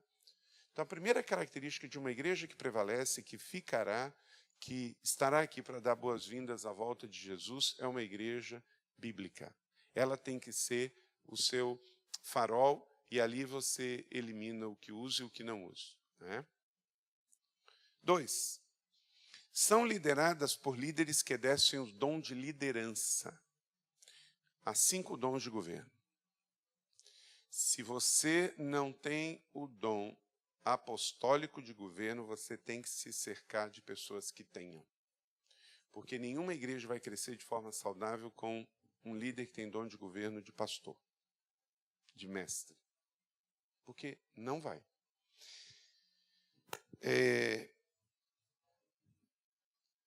Eu tenho uma tese e tenho ensinado muito isso, que a igreja tem que ter 3 dimensões. 3 dimensões. Ela tem que ser apostólica, ela tem que ser profética e ela tem que ser pastoral. E eu uso 3 expressões no seu braço direito que você pode fazer isso. Ela tem que ser apostólica. Você tem que apontar caminho, direção. É a próxima fase, é a próxima cidade, é o próximo desafio. Eu tenho que ir para lá, é o ID, é a missão, é a nova igreja. Uma igreja tem que ir. Diga comigo, uma igreja tem que ir. É a igreja apostólica. Tá? Mas a igreja também tem que ser profética. Ela tem que trazer. Fala comigo, trazer. Ela traz o céu na terra. É a igreja do mover. É a igreja da fé. É a igreja que crê no impossível. É a igreja que traz a cultura do céu para a terra. É a igreja que traz o impossível. Amém? Então a igreja tem que ir, a igreja tem que trazer e, terceiro, a igreja tem que cuidar. A igreja tem que ser pastoral. Aí é o ambiente do discipulado, do 1 a 1, da célula, do ministério. Porque ela tem que cuidar de pessoas. Ela tem que ir, ela tem que trazer e ela tem que cuidar. Porque senão ela não é uma igreja saudável. E onde entra o pastor? Ele tem que ter as 3 dimensões no coração dele. Ele tem que ser apostólico, ele tem que ser profético e ele tem também que cuidar das pessoas. Ok? E como que você cuida das pessoas numa igreja grande? Só tem um jeito, céu. Não tem jeito. Porque você não é Deus. Uma vez eu estava tomando num café de pastores desse, tomando café com um pastor presbiteriano. Na época, a nossa igreja devia ter uns 3 mil membros, 4 mil membros. A igreja dele tinha uns 300. Ele falou assim, cara, como é que você dá conta de tudo aquilo? Não sei o quê. Você parece mais um prefeito. Eu já senti alfinetada. Eu falei assim, quantas células você tem na sua igreja? Quantos pequenos grupos? Não, nós só temos escola bíblica. Quantos pastores você tem? Não, só eu. Eu falei, você dá conta de 300? Cara, você é Deus. Gente, eu não dou conta da minha célula. Porque não é fazer reunião, não é isso não. Fazer reunião é a parte mais fácil da célula. É discipular, é cuidar, é estar presente, é mentorear, é preparar o próximo líder aprendiz. Isso gasta tempo, isso gasta cuidado. Então, quando o cara com muito orgulho me fala, minha célula está bombando, está com 300, já está doente, porque você não está fazendo discípulo para poder multiplicar. Né? Célula não é culto no lar. Né? Você pode fazer um culto no lar, não tem nenhum problema, não é pecado não, só você não pode chamar isso de célula, porque uma coisa é uma coisa, outra coisa é outra coisa. Não é? Então, gente, às vezes a gente se engana. Então, pastor, se você está pastoreando uma igreja de 200 pessoas, ela não tem célula, não tem pequeno grupo, você não tem pastor auxiliar, e você se acha o cara, você não está liderando. Você está ali, igual o pacto do ensino público brasileiro. Você finge que ensina, eu finge que aprendo e negócio fechado. Tá próximo. Né? Reconheça o dom que você tem. Você tem um dom apostólico? Aleluia. Você não tem? Vai largar o ministério por isso? Não. Mas se cerque de pessoas que o tenham e ajude a igreja a ir para a próxima fase. Ou você também pode se unir a um ministério de outra pessoa. O André estava em Brasília com a sua esposa, qual é o seu nome mesmo? E a Patrícia. E eles vieram ajudar aqui no ministério e fazem parte da equipe pastoral. Né? Então, eles entenderam que eles têm esse chamado. Estão aqui servindo no ministério pastoral. Agora, ele não pode chegar aqui e falar assim, agora eu vou dar a visão, tá, Haroldo? Você segura aí. Não, não compete a ele. Ele tem que seguir uma visão dada pelo seu pastor principal. Romanos 12, 8 diz, se é exercer liderança, que exerça com zelo. Pastor, cuide da sua liderança. Você não delega isso para ninguém. 3. Seguem claramente a visão dada por Deus. Leia comigo Neemias 1,4. Quando eu vi estas coisas, sentei e chorei, passei dias lamentando, jejuando e orando ao Deus do céu. Ele foi liberado por Ciro, ele veio lá da Babilônia, depois da invasão babilônica, depois do Império Persa. Ele volta para Jerusalém e vê tudo destruído. O que ele precisa? De uma visão. Como é que eu vou reconstruir essa cidade? Como é que eu vou colocar ordem no caos? Preciso de uma visão. Pastor, você precisa de uma visão no ministério. E ela é pessoal e intransferível. Nós temos uma conferência, convido você para participar, a Conferência Inspire. Eu depois, no final aqui, vou falar sobre isso, vou te dar um folder.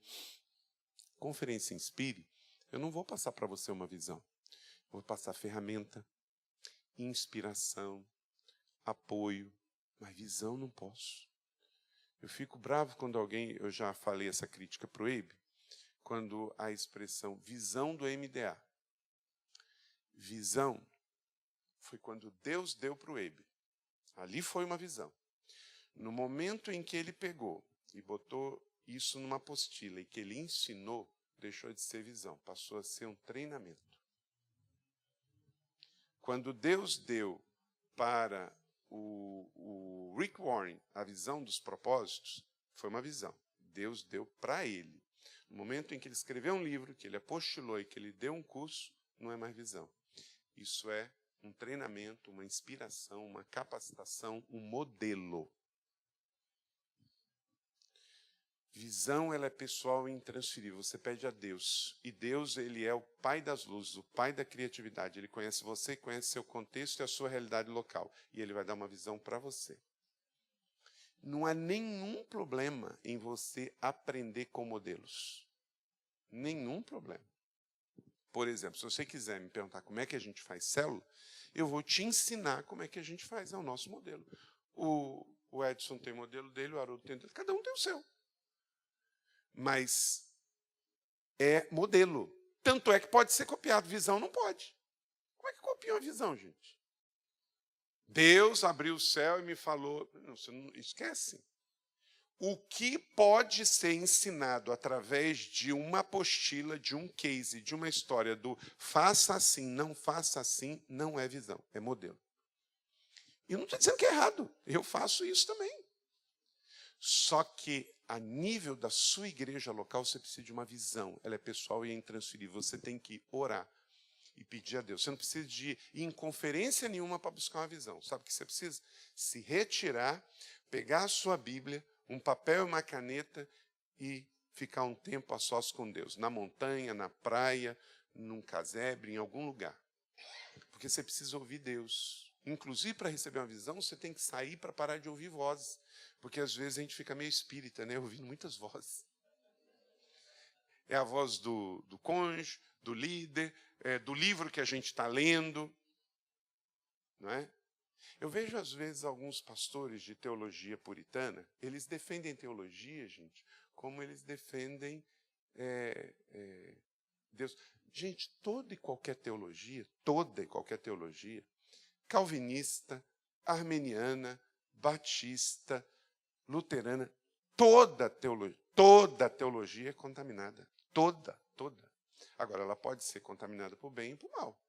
Mas que ela é, porque teologia é o estudo humano acerca de Deus. Então já começou contaminada, porque é o que o homem pensa à luz das Escrituras sobre Deus.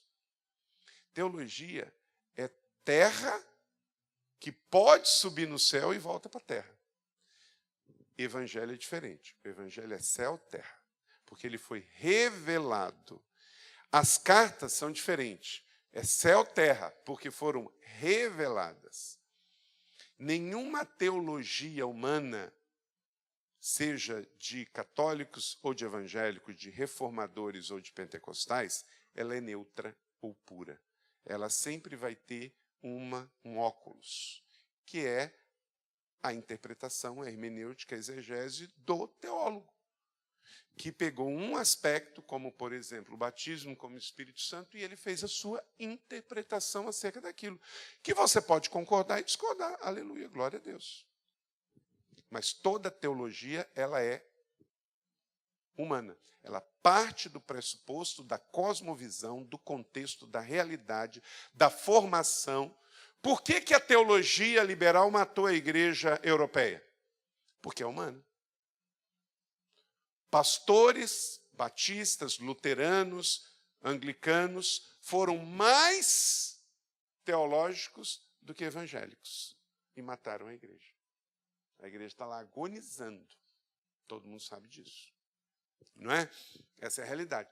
Então, pega o evangelho, as cartas e aplica. É céu na terra. Agora, teologia, modelo, você tem que filtrar. Pode ser bom e pode ser ruim. E aí você tem que avaliar. Então, nas nossas conferências, a gente evita muito esse negócio, você tem que fazer tal jeito. Nós queremos que você venha, veja, experimente, avalie, se inspire e volte e faça do seu jeito. Você vai ouvir muito na rede Inspire, Haroldo dizendo, não copie nossos nomes, não copie nossos logos. Por quê? Quem copia se limita. Pegue nossas ideias, melhore e faça. Né? Para que você possa fazer melhor. E aí nós somos em rede. Eu mando um sermão para você, você pega, prega. Se você der uma melhorada, você manda ele de volta para mim, eu vou pregar ele de novo 2.0. Não é? Então siga claramente a visão que Deus te deu. Eduardo Arata diz o seguinte, quando você tem uma visão de Deus, não é você que agarra a visão, ela agarra você. 4. Desenvolve celebrações vibrantes. Isso é um outro princípio. Quarto DNA de igrejas que prevalece no mundo todo. São celebrações, gente, que a gente vibra. Porque celebrações têm que ser mais para um festival do que para um funeral. Os batistas antigamente no cantor cristão, uma vez, olha gente, como é que é a coisa, né? A gente já não usa muito, né? Eu estava uma vez comentando e um adolescente me perguntou, quem é o cantor cristão? Que ele queria saber, ele foi puro e sincero, ele queria saber quem era o cantor cristão que a gente estava falando. Quem é o cantor cristão? Né? É igual o outro, né? Querendo saber também quem é o Talmud, que os judeus tanto falam, né? O Talmud. Né? Então, e aí, Tem igreja, gente, que esquece disso. Aí tinha um hino do tal cantor cristão que dizia assim: que prazer eu senti no dia em que eu me converti. Gente, que isso? O dia que eu me converti foi o dia mais feliz da minha vida. Foi um dia histórico, profético, galáctico. Então eu não posso cantar sobre o dia que me converti com música de velório. Eu tenho que cantar com música de celebração. Então a sua igreja, ela tem que ter celebrações apaixonantes. Não é só isso, mas uma igreja saudável que prevalece, quando termina o culto, o pessoal fala: uau, queria começar de novo. Não pode ter assim: acabou. Né? Bota lá o texto. Vocês sairão com júbilo, serão conduzidos em paz, os montes e colinas irromperão em canto diante de vocês, e todas as árvores do campo baterão palmas. Essa é a descrição do seu culto. Aleluia ou não aleluia? Amém. 5. São empreendedoras em suas ações. Igrejas que prevalecem no mundo todo, elas não esperam acontecer, elas não são só reativas, elas antecipam, porque quem chega na frente governa. Diga comigo esse princípio: quem chega na frente governa. A igreja tem que chegar na frente. São empreendedoras. 1 Samuel 12, 24. 6. São dirigidas pelo Espírito Santo. A igreja passava por um período de paz em toda a Judéia, Galiléia e Samaria, e ela se edificava e era encorajada pelo Espírito Santo e crescia em número. Isso mesmo, uma igreja que é dirigida pelo Espírito Santo, ela cresce em números. R.T. Kendall, que foi o sucessor de Martin Lloyd Jones na capela em Londres, ele disse o seguinte: se o Espírito Santo parasse de atuar no mundo, 90% das igrejas continuariam fazendo a mesma coisa. Já pensou, gente, se Deus falasse assim: bom, eu tive um tempo na história que eu usei a lei e o templo. Foi assim que eu me comuniquei no mundo. Depois eu vim, batizei os meus filhos com o Espírito e trouxe meu filho de volta e enviei outro consolador do mesmo tipo. E durante 2000 anos eu fiz assim. Mas agora eu vou inventar uma outra coisa. Né? Eu concordo com o R.T. Kendall, que muitas igrejas continuariam fazendo a mesma coisa, achando que o Espírito Santo ainda está operando aqui. Não temos nenhum sinais de que Deus vai fazer isso, né? Mas é só uma hipótese. Porque, gente, quando chega um determinado tempo, a gente aprende o traquejo de fazer coisa. Não é? Você lê um texto bíblico que os 5 pontos do sermão já solta. Porque você acostumou a fazer. A gente tem até jeito, não é? Quer ver uma coisa? Antigamente, eu não sei quantos pegaram esse tipo, mas tinha crente que vinha para a igreja, aí o pessoal aqui na frente, o pastor, o presbítero, o diácono, o ministro de música, começava a orar e dizia: Senhor, entrando na tua presença, e o povo amém, amém. Gente, espera aí, pensa numa expressão mais errada. Como é que eu vou entrar num lugar que eu não saí? Ai de mim, se acabar o culto. Senhor, saindo da tua presença. E é interessante isso, a gente, cada culto falava que estava entrando, mas eu nunca vi nenhum culto falar que a gente estava saindo. O que foi isso, gente? Costume. A gente acostumou a fazer assim. Então, Senhor, entrando na tua presença, imagina, é que Deus não leva em conta, gente. Porque você imagina, de novo. Entra, a casa é sua, eu já estou morando dentro de você, rapaz. Não é? Mas não, é uma coisa de religiosidade. Né? É. Estando, nós já estamos. Né? Ou pelo menos dizer, Senhor, continuando na tua presença. Tinha esse continuando na presença, quando você pedia 3 orações juntas. Aí o irmão fazia uma oração, ele terminava, aí quando o outro começava, ele: então, Senhor, continuando na tua presença. Não é? Quem passou por essa experiência aqui? Ah, não era só eu, não, né? Então, continuando. Tipo assim, ó, a gente estava no hi-fi, caiu, então, pegando de novo. Gente, olha que coisa, nossa cabeça, coisa de doido, porque isso não está na Bíblia, não. De que a gente só entra na presença na hora da adoração formal. Quer dizer, se eu estou na igreja cantando, orando, eu estou na presença. É por isso que crente vai jogar bola no futebol lá, e aí quando entra também uma legião de demônios junto, que ele sai quebrando a perna de todo mundo. Por quê? Porque saiu da igreja, saiu da presença, entrou no campo, entrou na carne. Não é? Não dá. Dirigidas pelo Espírito Santo, 24 horas por dia, 7 dias por semana. A diferença, gente, é se nós estamos na presença coletivamente ou se nós estamos na presença individualmente. Só isso. 7. Avaliam-se frequentemente. Você está dando nota de 1 a 10, como é que está a sua igreja aí? Por exemplo, se acabando o seu culto formal, domingo, tem que avaliar. O pastor Carlito volta lá para São José, vai chantar a liderança, ter uma reunião, vamos avaliar como é que foi. Como é que foi o café, como é que foi o culto, como é que foi o encontro, como é que foi a nossa divulgação, o que foi bom, o que foi ruim, quando a gente for fazer outro, como é que... Normal, gente, tem que avaliar.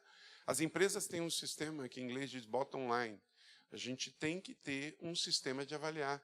Temos que avaliar culto, eventos, celebrações, treinamento. Você faz um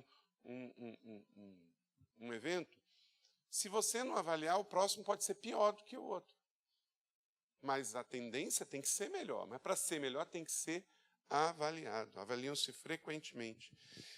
Ageu 1:7. Assim diz o Senhor dos Exércitos, veja onde os seus caminhos o levaram. Então é bíblico. 8.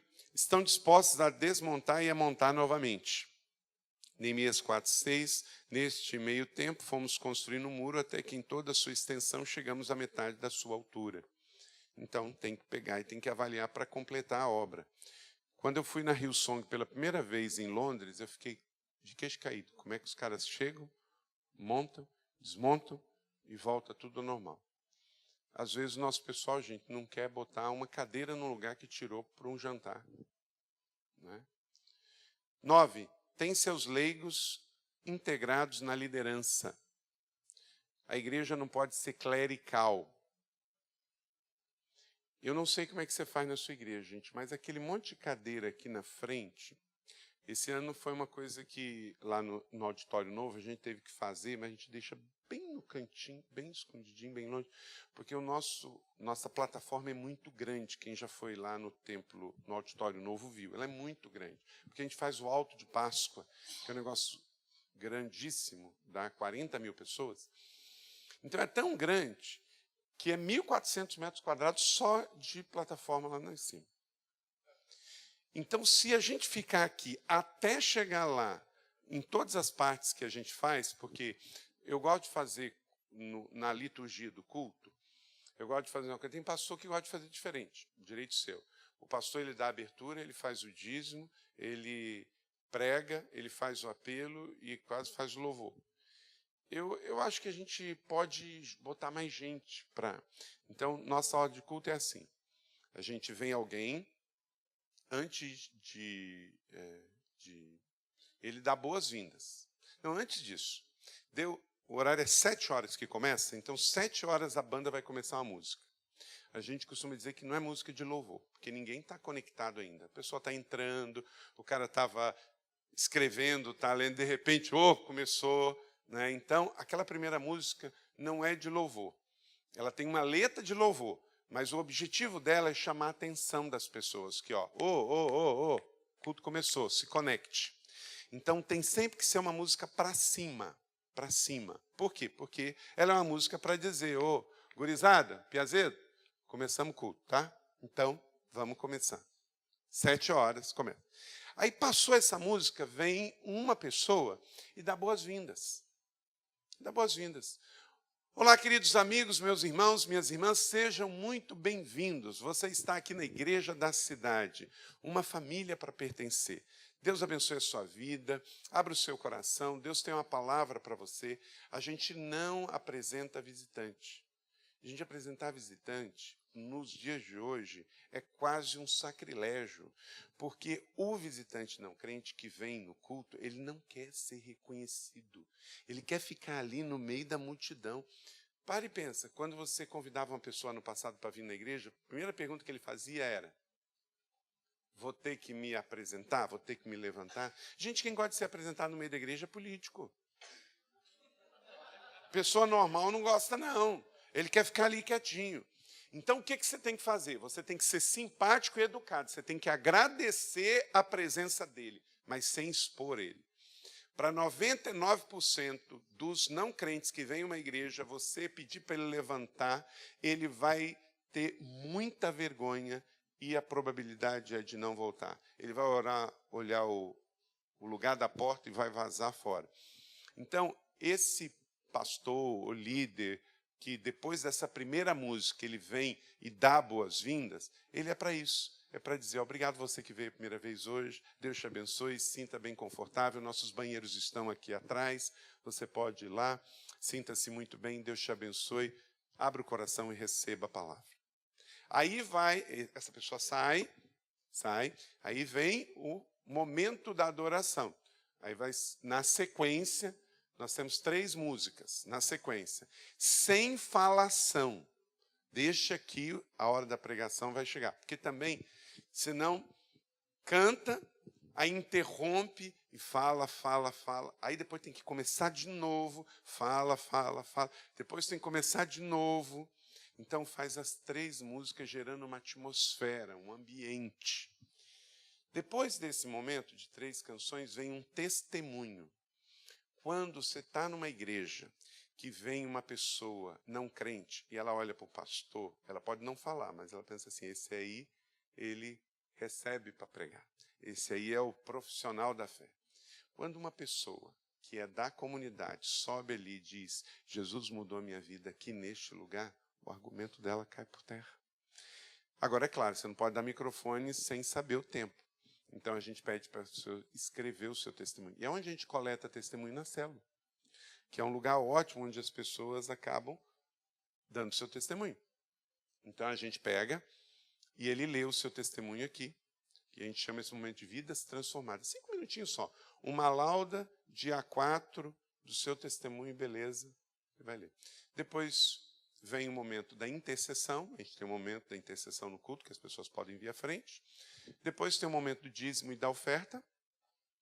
Uma sugestão: não coloque o momento do dízimo e da oferta muito no começo do culto. Tem muita gente que está chegando ainda. Então, as pessoas precisam de um pouquinho mais de tempo para se programar para esse momento. Aí depois vem o momento da palavra, depois o apelo e a última música. E antes da última música, a gente faz o envio. A consciência de que o culto não acabou. A missão começou. E aí a gente envia as pessoas para viverem em sociedade. Ok? Então, é um case, é um modelo de ordem de culto. Não é uma visão.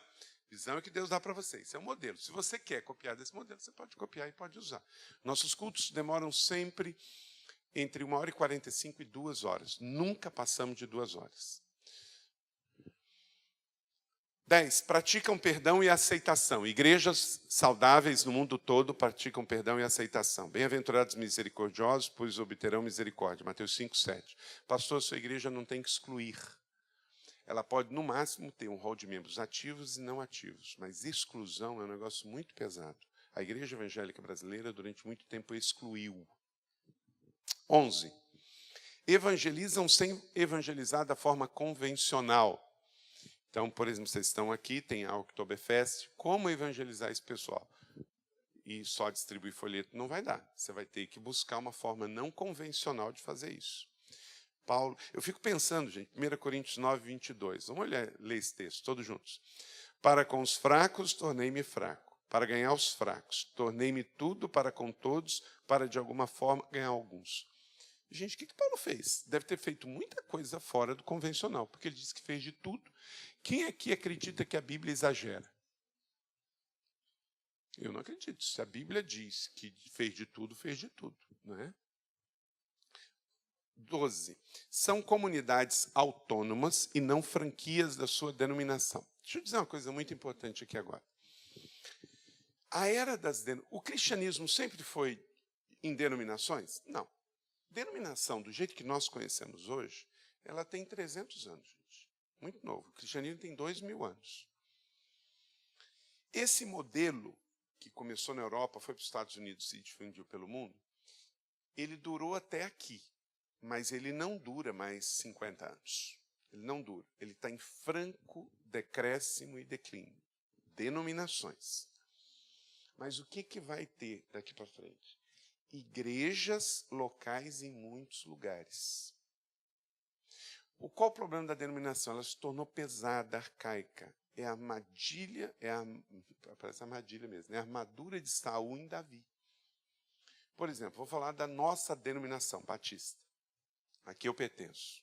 Você fala da sua, é menos feio. Os batistas tiveram colégios batistas pelo Brasil inteiro. A maioria está falido. Quem tem colégio hoje que está bem? Igreja. Por quê? A igreja abre um colégio e ela usa a estrutura. Ela consegue controlar a cobrança. Ela consegue controlar a qualidade do ensino, do professor, porque ela tem um colégio. Agora, a denominação ela tem um prédio que ela não usa sábado e domingo, virou cabidaço de emprego, é dirigido por uma junta que faz uma coisa igual a política, no outro mandato muda tudo, sutilmente vai se endividando. Aí você pode ver. Colégio Batista, Colégio Metodista, Colégio Luterano, Colégio Metodista, estão todos endividados, arcaicos e pesados. Mas a Igreja do Edson tem, a nossa tem. Nós temos, mesmo um tempo de inadimplência alta, nosso colégio tem 660 alunos. No primeiro e segundo ano, a nossa inadimplência foi de 3% a no máximo 5%, esse ano nós estamos em 15% de inadimplência. Mesmo assim, nós temos saldo positivo, porque é administrado com lupa. E a estrutura é muito maximizada. De segunda a sexta, manhã e tarde, é o colégio. À noite, o ensino teológico. E final de semana, a igreja usa todas as salas. Então, faz sentido, entende? Rachamos o custo. O colégio não precisa pagar água, não precisa pagar luz, porque a igreja também usa, correto? Agora, no sistema denominacional, então, a denominação ela está com muitos problemas. Agora, o que tem hoje? É uma igreja em muitos lugares. Por exemplo, a Universal não é uma denominação. A Mundial não é uma denominação. Por quê? Elas entenderam. Elas são uma igreja em muitos lugares. O sistema de criar uma estrutura que é servida por sistema de voto, por sistema... Isso não funciona, isso acabou. Quem tem está... É as convenções, isso não funciona na política, não funciona em empresa societária, não funciona nas denominações. Porque lugar que todo mundo manda e ninguém chega junto, acabou. Agora, você pode ter uma igreja sede e que esta igreja sede orienta as suas igrejas em outros lugares, mas com decisões que não dependam de um quórum, de um fórum, de uma assembleia para tomar uma decisão. A igreja tem que ser local, como diz 2 Coríntios 1. 13. Mantém suas tradições sem se tornarem tradicionalistas. Eu estou estourando meu tempo aqui, eu vou correr agora, tá? Alguém já disse o seguinte: a tradição é a fé viva dos que já morreram. O tradicionalismo é a fé morta dos que ainda vivem. O problema não é a tradição é boa, o problema é o tradicionalismo. 14. São fortes nos relacionamentos entre seus membros. Igrejas que prevalecem no mundo inteiro, elas são fortes. Comunhão é um valor inegociável, porque é um propósito. Gálatas 5:13. 15. Adapte sua liturgia à realidade dos seus membros. Lucas 4:4. Não importa, os batistas mesmo, como foram divididos por causa de música. Gente, quantas notas musicais tem na Bíblia? Nenhuma. A Bíblia tem conteúdo para você botar letra. Por exemplo, os Salmos era o cancioneiro de Israel. Quantas notas musicais tem no livro de Salmos? Nenhuma. Então, nota tem a ver com gosto e estilo de cada um. Um gosta de rock, pop, baião, clássica, polca. Bom, cada um escolhe o que gosta. Mas tem que ser em espírito e em verdade. 17. Tem uma pregação encorajadora e prática. 16, perdão, encaram práticas espirituais diferentes, inovadora. Por exemplo, nossa igreja faz uma caminhada de oração. Não está na Bíblia a caminhada de oração. Mas é uma coisa que você pode fazer. Ter casa de oração 24 horas funcionando. É uma adaptação da nossa fé, da nossa liturgia. Então você não tem que, porque eu nunca fiz, eu nunca vou fazer. Ou porque todo mundo está fazendo, você vai fazer. Não. O que você tem é um princípio. Igrejas que prevalecem no mundo inteiro, esse 16, ela encara práticas espirituais diferentes de forma inovadora. 17, tem uma pregação encorajadora e prática. A pregação, pastor, cuida bem disso, porque ela pode ser instrumento da sua igreja crescer ou da sua igreja decrescer. Sermões negativos geram igreja negativa. Sermões palha gera igreja palhuda. 18. Investem na formação de sua liderança. Atos 18, 11 diz que Paulo ficou ali durante 1 ano e meio ensinando a palavra de Deus. Você pode fazer uma ação evangelística de uma hora para outra, mas você não gera um discipulado, uma mentoria. Eu vou mentorear um pastor. Pastor, nós vamos fazer isso por 2 meses, tá? Não dá. Se você se comprometer em mentorear um pastor em uma igreja, saiba que isso vai levar alguns anos. 1 ano, 2, porque isso é um processo. 19, perdão. 19, né? Envolvem seus novos membros de forma direta na vida da igreja. Lucas 12, 35. Estejam prontos para servir e conservem acesas suas candeias. Gente, a gente tem um monte de coisa que um novo convertido pode fazer na igreja. Claro, ele não pode liderar uma célula de um dia para o outro, nem pregar. Mas ele pode atuar na recepção, ele pode atuar no ministério de comunicação, ele pode atuar no som, ele pode atuar no multimídia. Por quê? Porque a pessoa que acabou de se converter, ele precisa logo ser integrado à célula e ao serviço. Agora, é claro, você não vai colocar ele numa posição que um neófito não pode estar. Nossa, fui fundo agora, hein? Um neófito. 20. Atuam como ministérios e não em cargos e comissões, né, com o fim de preparar os santos para o ministério. Sua igreja não pode ter cargos e comissões, ela tem que ter ministério. Cargos e comissões, quem tem, são empresas. E a sua igreja pode ter CNPJ, mas ela não é uma empresa, ela é um organismo. Não. 21. Seu pastor líder permanece na igreja por longos anos, mantendo o curso da visão. Rick Warren diz isso no livro Igreja com Propósito. Pastorados longos não são sinônimos de sucesso, mas pastorados curtos definitivamente não são. Me mostra um pastor que ficou 3 anos numa igreja e fez uma grande transformação, ganhou a cidade para Jesus. Existe. Agora, na estrutura tradicional, o pastor ficava um tempo e já passava o ministério para outro. Igrejas que prevalecem no mundo inteiro, que está fazendo um grande trabalho, o pastor está ali por muitos anos. E mais, faz a sucessão, porque não tem sucessão sem sucessor. Gente, é interessante como a coisa se distorce tanto que no meio tradicional é negativo o pastor conduzir o processo de sucessão. É feio. Irmão, deixa eu dizer uma coisa. Se Deus tivesse problema com o nepotismo, ele não tinha mandado o filho dele na hora que a coisa apertou mais.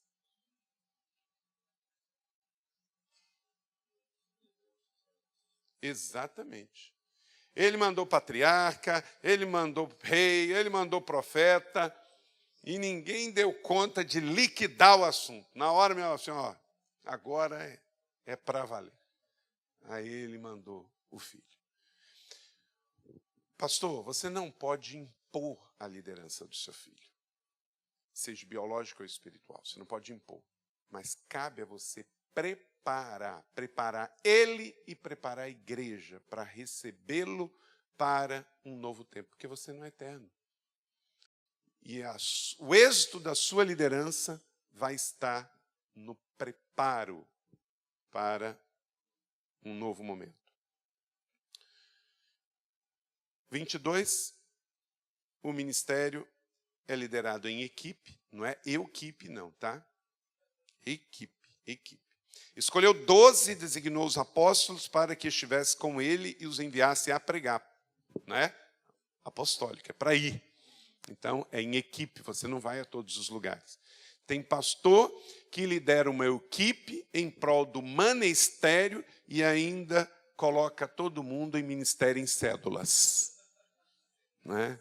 Isso é complicado. Cuidado. Pega ele, Jesus. 23, estou terminando. Pastoreiam a membresia através de uma rede de célula. Partiam o pão em suas casas e juntos participavam das refeições com alegria e sinceridade de coração. Atos 2:46. Tem gente que ainda fala assim, pastor, mas a igreja primitiva era socialista, era comunista, todo mundo vendia a sua casa e dava os seus bens. Ué, mas como é que eles continuavam repartindo o pão nas casas?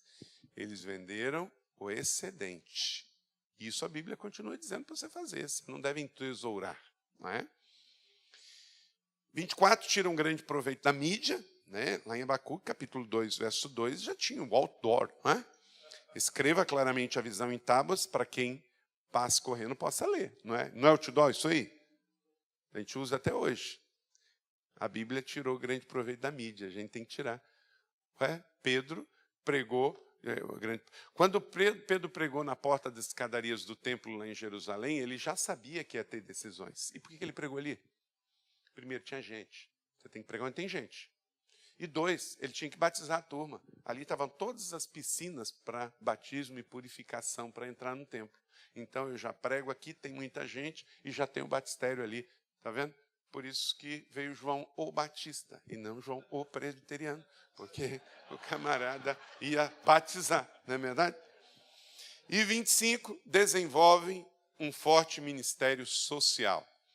Igrejas que prevalecem em todo o mundo, elas têm um forte ministério social. E no Brasil, um país que tem uma desigualdade tremenda. Gente, a nossa distribuição de renda só ganha do Haiti e de Serra Leoa, que não são referências de IDH e de justiça social para nenhum de nós, correto? Então, a sua igreja precisa ter uma ONG, uma organização social com caixa separada da igreja para fazer parcerias com o governo, para você pegar dinheiro público para fazer sim, porque senão quem vai pegar os espíritas e os católicos é gente que não vai fazer aquilo que você entende que, como missão, você tem que fazer. Cada um tem o seu. Os espíritas estão fazendo o trabalho deles, do jeito que eles creem, ok, deixa eles. Você não tem que...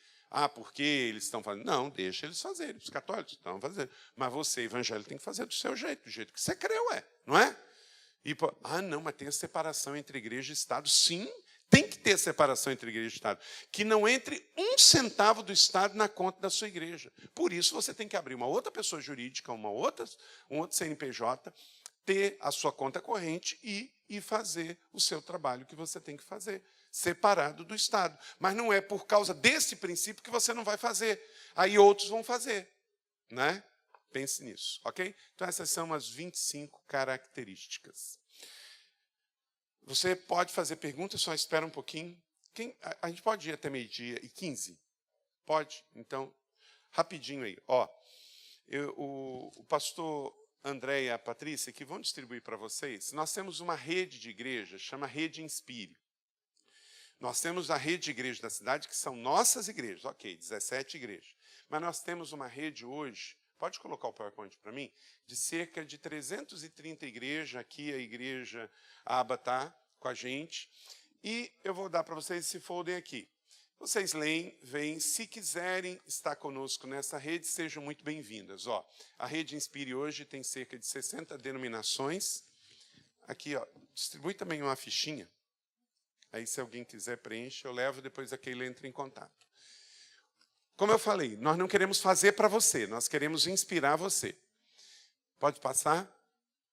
Aí é mais ou menos onde essas igrejas estão, são 330 de todas as denominações, Batista, Metodista, Assembleia. Não são nossas igrejas, são igrejas de outros ministérios. Pode passar? O que a gente faz? Cobertura espiritual, relacionamento com outras igrejas, recursos e materiais, campanhas, ministérios, faixas etárias, treinamentos online. Quase toda semana tem treinamento online, então você fica sabendo, ó, tem treinamento online do Ministério de Criança. Aí você bota lá o seu lead de criança para fazer. Nós compramos uma plataforma da Adobe, custou R$25.000, para poder fazer por streaming e não cair, e você receber o treinamento lá da sua igreja naquela área, que às vezes não dá para ficar indo. Né? Mentoria de pastores, desconto exclusivo em todos os livros, todas as conferências, tudo que a gente fizer. Gente, não é por nada, eu não conheço uma rede de igrejas que trabalhe desse jeito. É uma pessoa jurídica à parte, você vai fazer uma parceria com a rede Inspire de Igreja. Não é, a igreja da cidade ela é só mentora da rede, mas a rede ela é pessoa jurídica autônoma. A sua igreja vai pagar uma contribuição mensal, que é para quê? Para manter a rede funcionando. A igreja da cidade ela não retira nada disso. Qualquer lucro que tiver vai ser investido nas conferências, nos eventos e abençoando os pastores. Então, nós temos, você, pelo tamanho de membros da sua igreja, vai pagar no mínimo 130 e no máximo 460, dependendo do número de membros da sua igreja. E tem 4 pessoas hoje trabalhando de tempo integral no escritório para servir você. Então, por exemplo, todos os meus sermões, esboços, PowerPoint, em Word, de preencher, vai estar lá. Terminei uma série agora chamada Escolhas de Cura, está lá. Plano Daniel, está lá. Você pega, baixa e usa. Nós damos o direito de você usar tudo e pode pegar os esboços, as artes, já está feita. Você vai pegar lá, tira a nossa logo, a arte está aberta e bota a logo da sua igreja. Não precisa inventar roda. Tá? Então, quem quiser preencher a ficha, eu levo e a Keila vai entrar em contato com você, que é a nossa executiva de lá. Se você preencher, não quer dizer que você já aderiu à rede. Não. Você faz essa ficha para ela entrar em contato.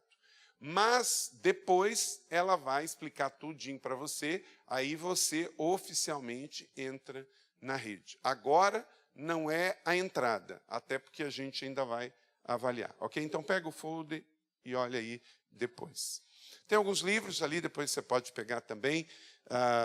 Livro Quebre os Mitos, que te fazem sofrer, uma série que eu fiz. Encontros com Jesus.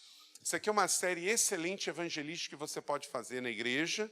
São 7 mensagens e a membresia pode comprar o livro, ler, se edificar. Então você fica com o estudo da célula, com a pregação e com a leitura do devocional. E é um livro excelente para dar para o evangelismo. Paternidade bem resolvida, pastores, esse é um assunto muito importante. Derrote Mamon, a Bíblia fala mais sobre dinheiro do que sobre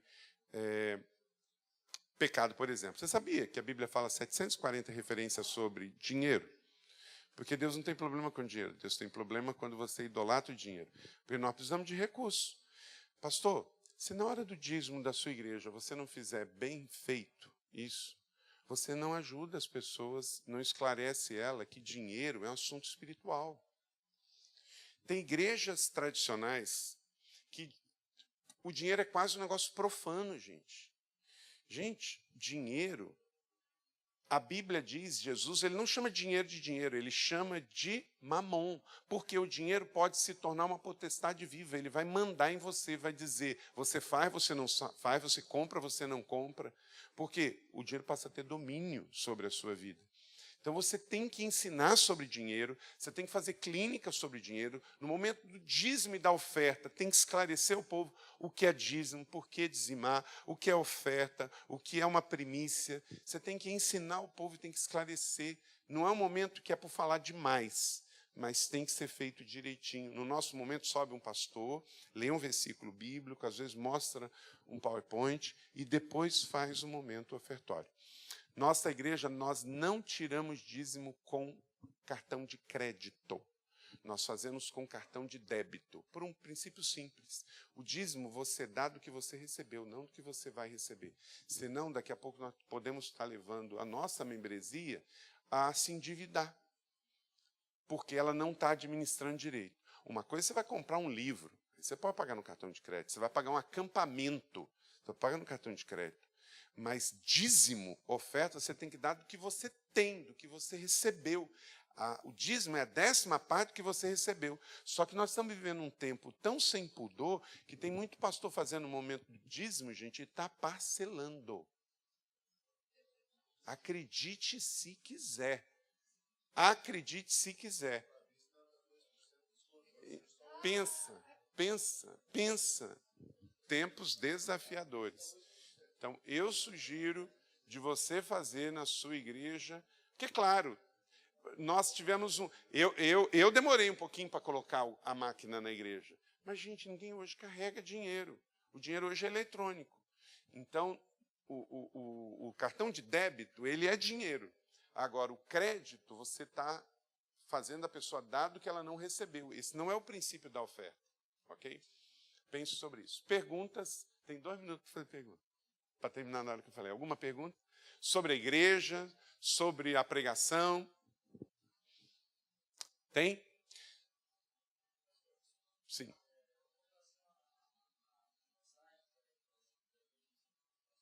Uhum. Tem tudo. Tem sermão avulso e tem sermão em série. Gente, pregar em série é um negócio fantástico. Por exemplo, às vezes a sua ovelha está convidando alguém para ir na igreja. Aí chega lá e não sabe que o pastor vai pregar. Aí vai pregar sobre o dízimo naquele domingo. Puxa vida. Quando você faz sermão em série, você pode promover o sermão. Entende? É muito bom. Lá tem tudo. Tem sermão avulso e tem sermão em série. Uma vez um pastor virou para mim e falou assim: rapaz, mas como eu vou pregar um sermão seu? Gente, primeiro, o sermão não é meu, é bíblico. Eu só prego a Bíblia. Agora, é claro, a exposição, a unção, a ilustração, a maneira é você. Agora, eu estou te dando um esboço, é uma ferramenta. Você pode pegar, melhorar e pregar. Agora, a gente fazia dicotomia. Por que para a célula eu posso mandar um esboço? Por que para a escola bíblica eu posso mandar um esboço? É menos espiritual? O sermão é ungindo o quanto? Ok? Gente, então, deixa a ficha preenchida aí com os dados. Eu vou levar, a Keila vai entrar em contato com você. Passa ali, pega o livro. Tem cartão de crédito lá. Para pagar o livro, pode. Né? E quero convidar vocês para virem hoje à noite, 7h30, para a última ministração desse encontro aqui. Eu vou falar sobre algo muito importante, a diferença entre igreja e reino. Isso vai ser muito importante, tá bom?